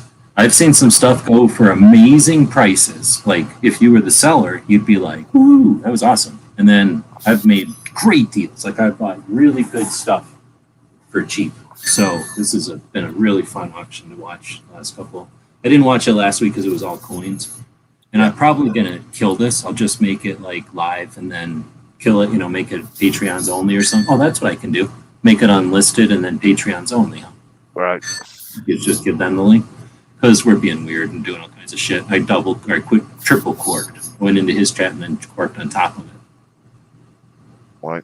Was there any baseball cards or anything like we were looking at? Yeah, remember that poster? We looked at this when I showed him to you. There was that poster of a baseball card. I don't know if that's come up yet. Maybe it might. And then, whatever the other thing was way at the end. So I don't remember. If there's a boxing poster, I guess it's almost over. So it must have. I don't remember too many baseball card things. Huh? Yeah. Okay. There was a signed bat, I remember. I forget. Yeah, and a couple of baseballs, right?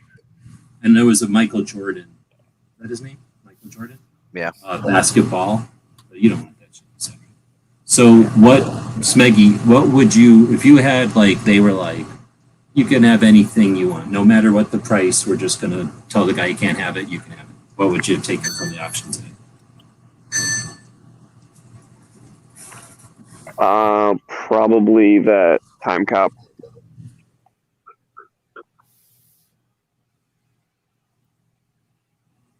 Well, like a video game? Yeah. Damn, dude. I was like, okay, I'm going to ask Smeggy that question, then go over there and check on my 3D print. And here's Smeggy's answer. Time Cop. So, yeah, the video game. The one that had 2 people in it or whatever? Yeah. Yeah, it had 2 guns, 2 TVs, 2 things you stand on, and then, what, $900 or something I think it went for? No, $850. Wow. So, and if you figure $1 a game, 850 games later, that game is paid for itself. So how long does it take for 800 people play games? At 80 games a day, 10 days later, that game paid for itself, and it's making money. And Smeggy's saying, put it in a trailer or something and just park that in front of places. You could probably do that at birthday parties, right? Take a trailer with 6 or 8 of those things, set them there, and then kids would be like, they'd probably like that. Some kids would like it, right? Or maybe older people would go to it. People that used to play on those games. Yeah. They'd probably pay you more. They'd probably pay you money and put quarters in it, right? That's probably what you'd have to do is have a big jar of quarters there because no one's going to have quarters anymore. I think you could get enough money that you could make them free play. And you could probably the quarters in would be part of it. I kind of think that would be part of it. No, making a kid put the quarter on to wait for their game, and then because part of it was, I remember I didn't play a lot of games, but I can remember part of the remembering of it. One of the reasons I didn't like it is because you'd be in the middle of dying and you'd have to be shoving a quarter in as you're like losing your life and stuff. Oh, and, yeah. You know, because like The countdown. Yeah, it you'd starts miss all counting that stuff. down, and you're like digging in your pocket because there's dimes and pennies in there too, and you're like, ah. You're like begging, you're making all kinds of unwise financial obligations. Like, I'll give you anything for a quarter. Like, Right. I'll wash any dish for a quarter. Like, Who's got a quarter? I need a quarter. I only have $100 bill. Can you make change? I have 3 quarters. Deal. Yeah. Yeah, there was a place in Grand Rapids. I am positive that old people would go to Axeman Arcade with dollars and go, I only have 50. I only have or they would go with quarters, right? And they would go, I only got 50 cents. I only got 50 cents. And they could probably sit there all day having kids give them $1 for 50 cents, right? Because kids don't give a shit when they want that 2 quarters. Sorry, Go ahead. Oh yeah, so there's this place in Grand Rapids. It's actually right next to where the hockey arena is. It's like a burger bar thing. But anyways, when you go in, like it's always pretty busy, especially right before a hockey game. They have an entire waiting room of video games, and when you put your name in, they give you like $2 worth of like tokens or whatever. Because it doesn't really use quarters; it uses like Chuck E. Cheese token kind of thing. But anyways, normally you can play a couple minutes worth, but then now you, like you said, you're already in the game and you're like halfway through it and you die, and so then you start looking for your own quarters.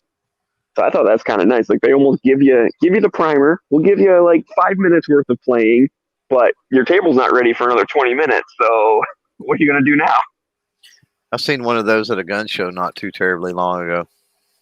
I was just sitting here thinking that as far as I know, Stevens made the Model 99 or whatever, and then he left the company to whoever wanted to keep using the name because he sold it and started making tires and started being a race car driver. Yeah. So I bet you he never made a falling block, and they just call it that. But I am interested in what this little book has to say. It says a tribute to the man, his accomplishments. Savage is a freaking savage, dude. He died racing cars, like as an old guy. After he made Savage, he made cars. Before he made Savage, he ran a railroad in New York. He invented a torpedo. He invented a rifle for England that eventually became the Winchester or the Savage 99. He did some kind of successful coffee or some kind of banana or something farming in the Jamaica. And then he was before all that, he was in Australia, and he went to Australia, I think penniless, left Australia with one of the largest ranches in Australia. Like he just dominated capitalism in Australia. Yeah. Massive, cool dude. And he only made like What's the bid on that? $380. I've seen the one. Of course, the one I seen was not. It didn't have the books and the hang tag and everything that does, but it was at a local gun show, and they only wanted $280 for it. Oh, okay. Well, and the thing is, it did not shot like a fancy gun that somebody just had. They just didn't keep the little tags on it. It was in good. It was in great shape. Don't get me wrong, but it didn't. It not like that. It didn't have the book and the hang tags and stuff. You know what I mean? So if it was getting shot, then maybe that would kill $100 on a gun. So, yeah. But I don't know. There's also, you got auction fever, right? People are going to be bidding. That's true. You've been sitting here for this whole auction, and you're like, oh, I'm fiending to bid on something, right? And this is all that's for FUD guns. Yeah. Well, add to that, you got to say. I mean, I seen that in the at the gun show, but that doesn't. I mean, maybe that was an amazing price for it too. You know what I mean? Sometimes that happens. That's true. Yeah, like an unreasonably low price. Yeah. What do you think these mounts are worth? This is the third mount to be sold. They usually mounts usually bring pretty good money if they're in good shape. These seem to be in great shape. So what would you call this Impala worth? See, I don't even know. I mean, I don't even know. I know it's expensive to have it done, right? So, well, you'd say hundreds for like one that isn't falling apart and gross. Yeah, I mean 500. It's $60, $70 right now. Whoa, really? We've seen one, a kudzu or whatever, with the really spiral horns go for $60. This one's going to go cheap, and then one with the straight spikes went for $100. Wow. Yeah, you could do well. You could do well picking that stuff up and then going to like especially a high end flea market where you've got higher end clientele, because people pay. Yeah. people pay really, really good money for that stuff because they don't hunt, right, or anything, but they want it for their man cave or their den or their library or their, whatever the heck it is, right? Or even their office. And they pay really good money because it costs really good money to have that crap done. So they pay really good money. But again, you gotta have the right clientele. But yeah. Or just a gun shop. How cool would it be to have that in your gun shop and it's $70 instead of $700? Yeah. No, let And if me you ask sell it, go ahead. because we were talking about that earlier when that first one was up. Would you ever hang up like someone else's, taxidermy thing? Because my position is like, if I want to get something stuffed, it's because it's like remembering the trip and it's going to be something that I actually got. So I don't quite understand people that would want something from someone else. There's people that, like I said, that live in cities, that grew up hunting and that whatever, and they're big time lawyers and they live in the city because they have to be, or professors or whatever. And then they're in their smoking den in their house or their whatever, they spend good money on stuff like that. Yeah, but what are your personal thought? Like, would you ever do that? No, I would not. No, but then again, it's all a second nature thing or whatever to me. I think it's gaudy personally. So what about something happens and somebody starts to appreciate 2A and they're like, dang, this guy's putting a lot of effort into 2A. Why don't I just drop $1 million on this guy? So now you got $1 million and you're practical. So you're like, well, you and the wife invest in a local, a house nearby where you're going to make it a BRB, whatever it's called, being whatever, you know what I'm saying, the rental house. Mm-hmm. So you're going to, and it's a house out in the middle of West Texas. So it's a nice ranch, it's like whatever I said, you got $10 million. So you got like $1 million ranch and you got like $1 million to put it together. That's where somebody's going to do this, right? Or like a restaurant. Or even like cabins, right? Like somebody has all these cabins on the lake or all these cabins in a, in a specific park or something like that, right? $70 for an Impala. Wow. Dude, if I had the space and the time, I would have totally bought that. That's so cool. Yeah. I like Impalas. I had to get that just to have an Impala. Right. The dude that got that thing, he probably spent $1,000 just to go get it and then have it stuffed and everything. Well, way more than that. That's a JC. What is that? A JC Higgins? The one here is a Remington 511. Oh, it's a Remington. Oh, okay. 120. It's probably about right. Python is coming up for 26, and I think that's the last gun. 2,600 or is $26 right now? 2,600. Oh, okay. 4 minutes, it's almost over. That's why I said right now, because it's like it ain't gonna go for 26. You know that. Oh hell no! But no, they've had plenty of time to bid on these. This one's only got a minute left, so that Remington's gonna go for just about $100. Yeah, it's worth. Yeah, it's worth about that. Honestly, it's an old Boy Scout rifle. It's $150 or less rifle right there, and it's scratched up really bad. I would get a kid this over a cricket. Right? Oh yeah, absolutely.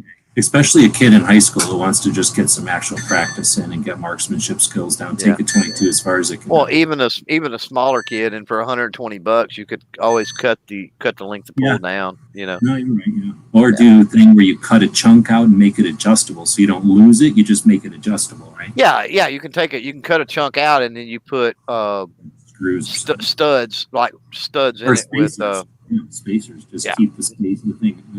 Keep the thing and put it back in later. Yeah. So that's definitely a kind of gun. Or like somebody who's into gunsmithing, grab that gun and have at it. Yeah. Is that a lighter? Yeah. It's a gold lighter, but it's I guess real. Right. So it's like $500. Yeah, some of those can get crazy. But it's already gone. That's the problem. Every time I open one when it's close to being over, it's over by the time I. Right. What's the pyramid? What's that triangle thing? Just a little piece of silver, I guess. Oh. Weird shape of silver. Okay. Well. It would be neat. I guess you could store a bunch of them in a triangle shape, I guess. Yeah. And then Smeggy's last hope would be this Excite bike, some kind of motorcycle racing. Or no, that's what, Donkey Kong versus Mario Brothers? Yeah. Wow, Donkey Kong and Mario Brothers on a different kind of game. You would think this would be worth something. The graphics aren't very good. That's why you would think it'd be worth something. This is the kind of shit that's going to get disregarded all the time. Yeah. It's really easy. It's really easy nowadays to build those. And it's Well, that's not what we were and saying. it's not expensive, but here's the thing is a lot of people don't realize this. The controls are not nearly as responsive on the ones that you build yourself. And they don't have that, and they don't have the same nostalgia. They just don't have the same look on the screen and stuff like that. Well, that's the thing. So that's what I was trying to say. Is like some people buy these to make them legit, and every one of these look like original, like all dusty Right. inside and like you know what I'm saying. So they never Yeah. answered back if these came from like a private collection or what. But I think they quit watching a while ago. Yeah. Because we were kind of slapping around and being weird. Yeah. But yeah, so we'll make this for Patreons only by making it unlisted. So if you watch this live, then you watched it live. Otherwise, we're just going to BS here. It's pretty much over. These all got seconds left. And so is that a vehicle down there for sale? Yeah, Or what? it's a truck. It's $9,000. I think it was $6,000 a second ago. Hey, that's a Mr. Miyagi truck, isn't it? Is that what it is? It's the one he Yeah. drove in. Looks like the one he drove in Karate Kid or whatever, almost. Kind of looks cool. I don't know enough about these to Yeah, I don't either. be fondness for it or anything. I mean, it's an interesting, but no way I'm paying attention. Looks like it's original. Yes. I don't know shit about it. That's the thing. I could be looking at like brand new mint. I could be looking at a ripoff. I wouldn't even know. Right. It looks original. That's for damn sure. It does. But If I'm looking at a Dodge and a Chevy and a Ford all mixed together, I wouldn't know that. Yeah. What'd you say it was? 9,000? It was 9,600 with 2 minutes. Okay. That means that it just got a fairly substantial bid. I think they said that, like, if you bid within the last 30 seconds, it gets you a minute, and if you bid outside the 30 minutes, it gives you 2 minutes or something like that, or outside the 30 seconds.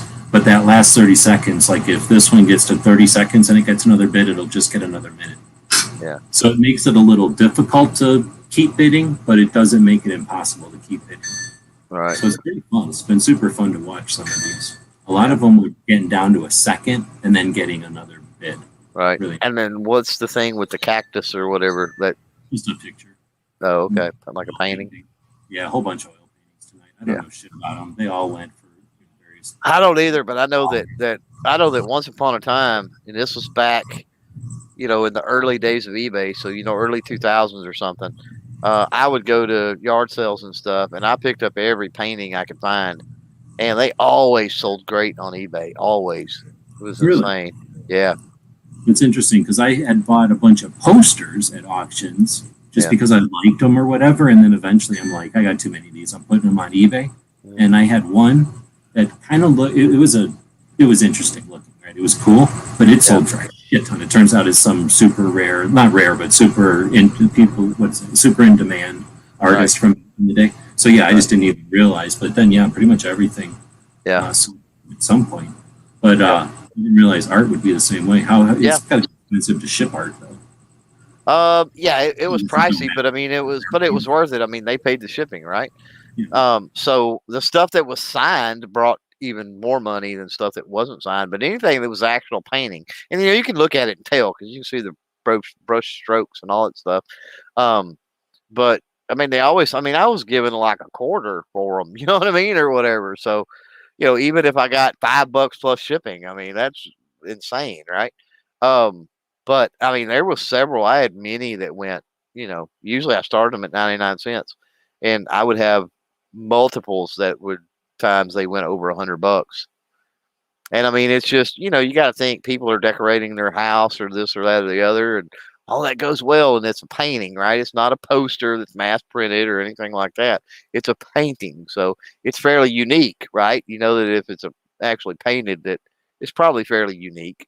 There may be hundreds made or something like that, but there's not millions, right? Or tens of thousands or hundreds of thousands. So that means a lot to some people. So, I mean, I would have said years ago too. You would have had less options. You would have had to go to the mall to get a painting, or to one of those kind of it's true. call that, or like Yeah. some kind of a gallery somewhere. Yeah, And go then to a gallery. Yeah, put right. in the middle, right? So you would have been getting. That's true. We're talking about early days, kind of, sort of, right? Early 2000s were kind of early days of the internet, in my opinion. So if anybody's still out there watching, what would you have bought at the auction? It's pretty much, this is the last one, that painting. Oh, anybody would have bought anything? And then I wonder if you can view catalog. So there we go. So the Zaxxon, oh my goodness. Are you kidding me? The Zaxxon went for $280. How pissed are you now? Holy moly. So the first Python went for $26. Say, Smeggy? I was just gonna say that Zaxxon's in my budget, like, and that's the one I was eyeing, but I didn't get to it. I got there. I first started watching when this purple ring, so I got here 6 auctions in or something. That Beretta went for $250. That's like brand new price. Good Lord. Is that a brand new gun though? I don't know. Maybe. Could be. I don't know. 160 for a Remington 597.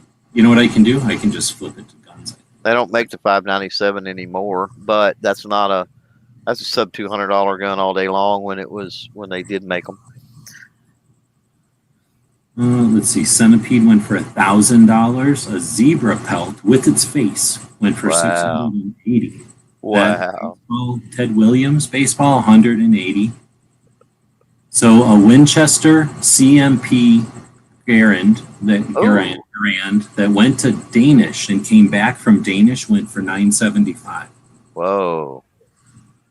Didn't say if it said what condition it was from CMP. I don't remember, but didn't go for that much. I mean, $975 for a Garand today. Yeah, that's pretty good. CMP. That seems like nothing, right? Yeah. Punch Out went for $2,750. Wow. That's a violent video game. Then you had a Colt Buntline for $660. I think it was a 22. Oh, Did you just have a Bud Niption? But still, I mean, for a Colt, you know what I mean? Like, I hear you. No, that's true. It's a 22 long rifle, but still, yeah, like you say, it's a Colt with those bone grips or whatever. Yeah. Grips. That's a cool looking freaking gun. For $600, that's like the price of a new dumb Ruger. Like, that makes no sense to me. This was a thing of 17 coins that were all wrong, like stamped wrong or upside down or weird things. $150 for 17 coins. Wow. I got to assume a coin that's stamped wrong is worth more than $10, but I could be wrong. I don't know. Yeah. Let's see. Remington Model 8, $500. Whoa. Not bad. The B West, an AK with an underfolder from B West went for $1,700. A Tanker Garand. So what do you think of a Tanker Garand? I don't know if you saw the price or not. What do you think of a Tanker? No, I didn't. I can barely see the pictures. Okay, so what do you think of Tanker Garands? $1,500. Oh, really? So I'm saying, as far as a gun, why does it keep doing that? As far as a gun, what's your opinion of a Tanker Garand? Oh, I don't particularly care for the Tanker Garands very much.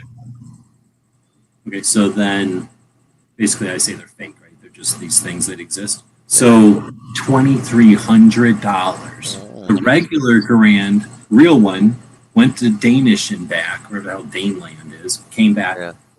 Freaking a real gun, $975. Yeah. One that never did nothing, never even left the shore, converted into a baby one that never existed for people that want to have something that never existed. $2,300. It's a nice one, and it doesn't look bad, but still, $2,300. Somebody was like, right on. Yep. So this video game, this Smeggy passed on. He insisted on not buying this one. 2 pedals, 2 steering wheels, and 2 knobs. 1 screen, $300. And it works. Works great. Wait till you see the graphics on it. Boom! Look at that side of that thing. Holy that's crap. Cool. That's Isn't cool. That awesome? Smeggy insisted on not buying that one for $300, even though there's an opportunity in front of him. Whole time. Then why does it keep going to the beginning every time? A Walther P38, $500, $520. Ooh.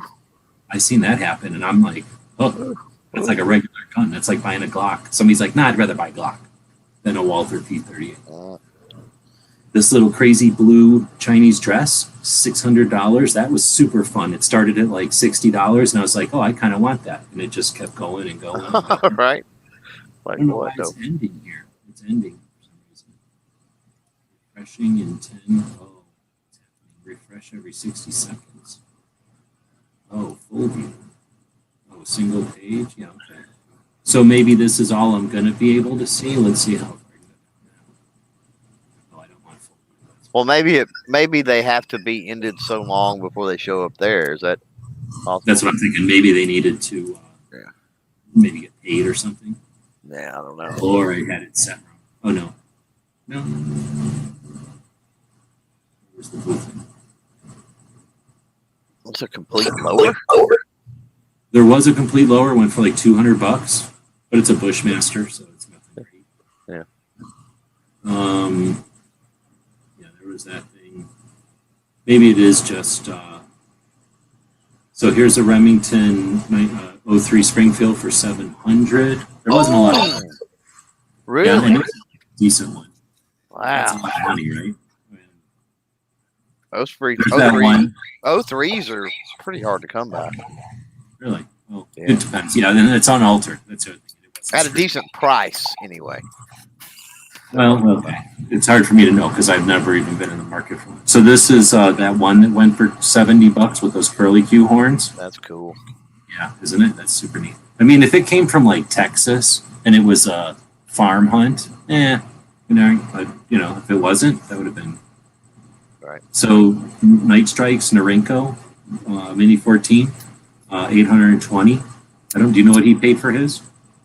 Then this little Beretta went for $480. I could see that not going for much because no one knows what it is. Not that many people like him. That little Smith 32. I think it was like a 32 special or something, 520. An SKS went for $460.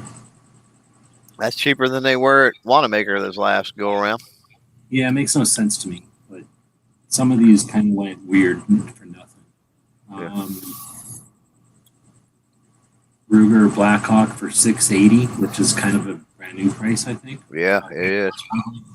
So this is some kind of gun, some kind of M48, whatever that is. So Staba M48. Yeah, $300, $340. Wow. I don't know that gun, so I don't know if it's a good deal. Yeah. The Cimarron is $420. That seems cheap. A little short. Good. Pretty good for a little Cimarron. Yeah.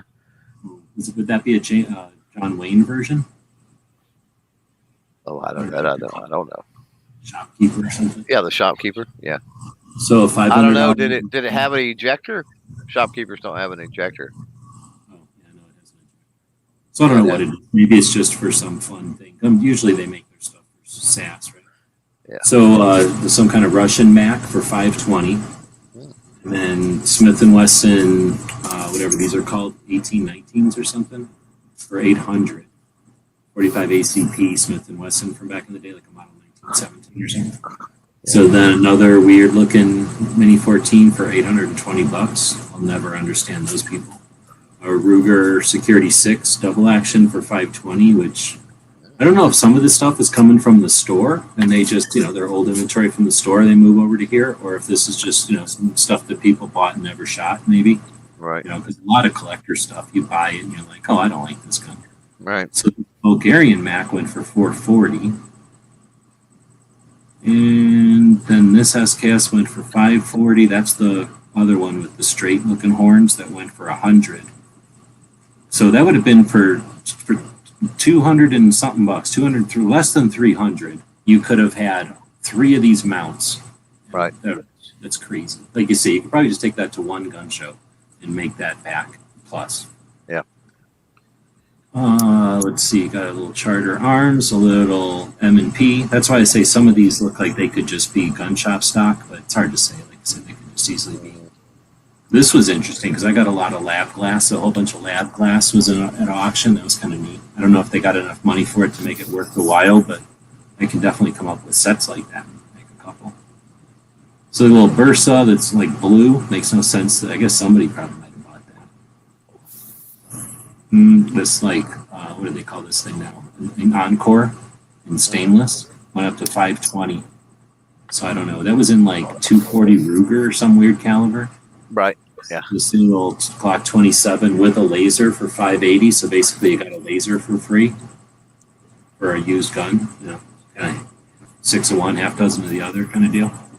Right. Listen to this Springfield, custom Springfield with this fancy scope on it, $1,100. Wow. So I've seen these before, but then it's kind of like, you know, oh, you customized it. Nobody wants it.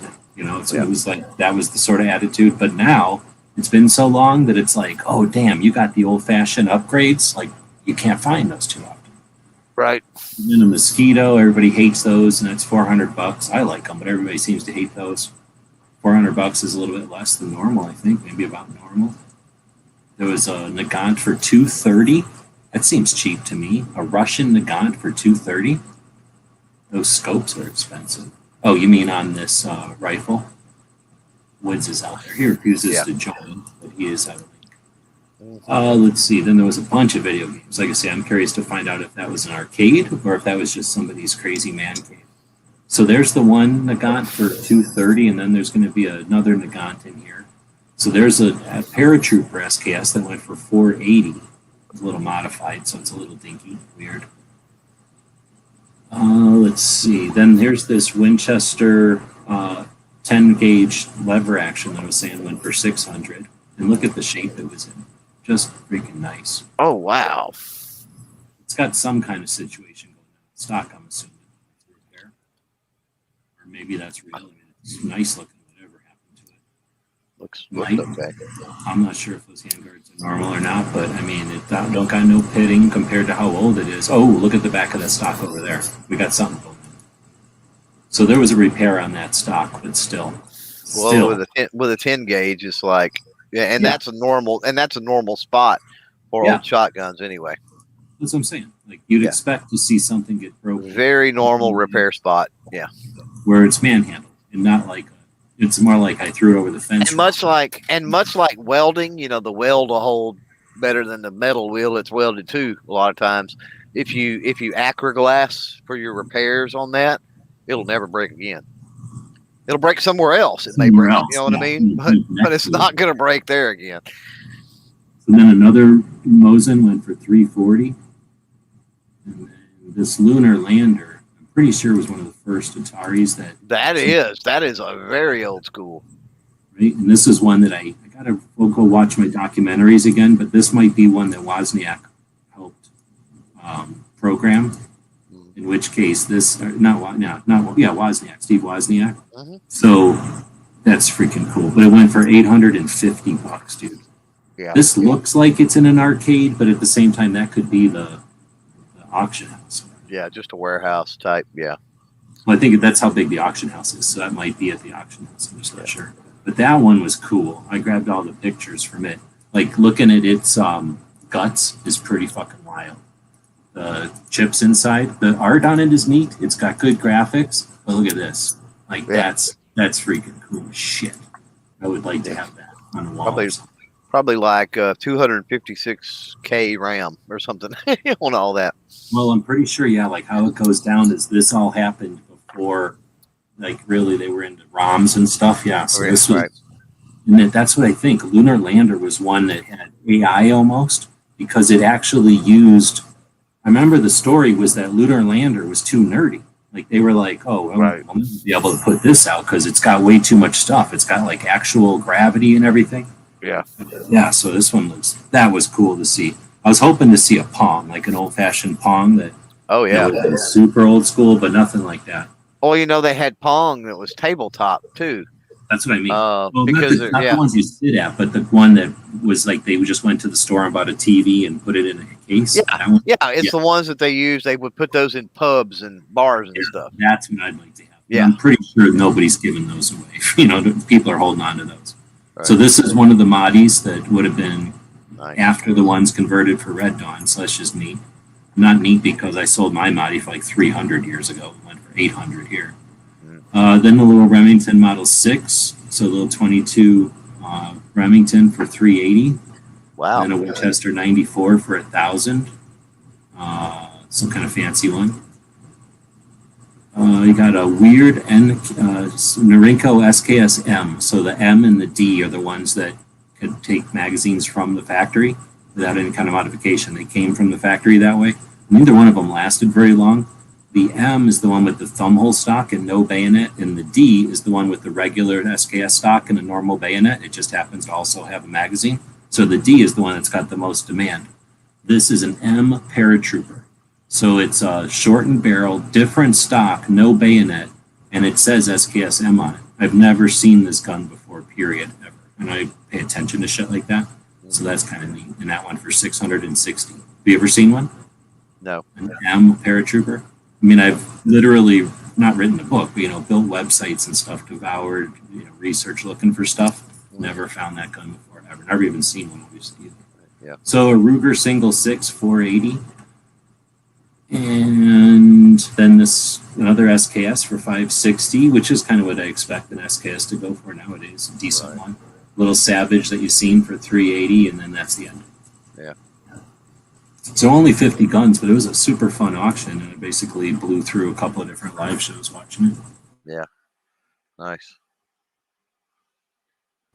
And I was sitting here 3D printing the whole time. So I printed like 3 different things. If this thing is still printing, I've had an issue with the tube coming out from feeding or whatever, but assuming it's still printing this whole time, I'm 3D printing, so it's kind of neat. All right. All right, well, we're going to end the live part, and if you want to chat a bit, if you got a minute, I'll chat with you. Otherwise, the link's out there, so people like Woods has a link, Angelina has a link, Smeggy has a link, other people have a link, but they refuse to come in here because they either hate freedom, or they hate liberty, or they hate property, or they hate the Second Amendment, or they just didn't like coming in here and chatting for a long, long time in the middle of a Tuesday night. That being said, whoever's out there live right now, you're welcome. And we'll be back to pick you up later. I won't even put an end on this because it's just going to get unlisted and sent to Patreons. If you're a Patreon, listening to this, thanks for taking the time. If you want something specific, let us know. Clover's got a Patreon over there also. Both of us are interested in, reacting to what you all might be interested in, if it's within reason. I appreciate your support. We'll be back to pick you up later. I know you were in here twice, but you still have a link if you want to jump back in.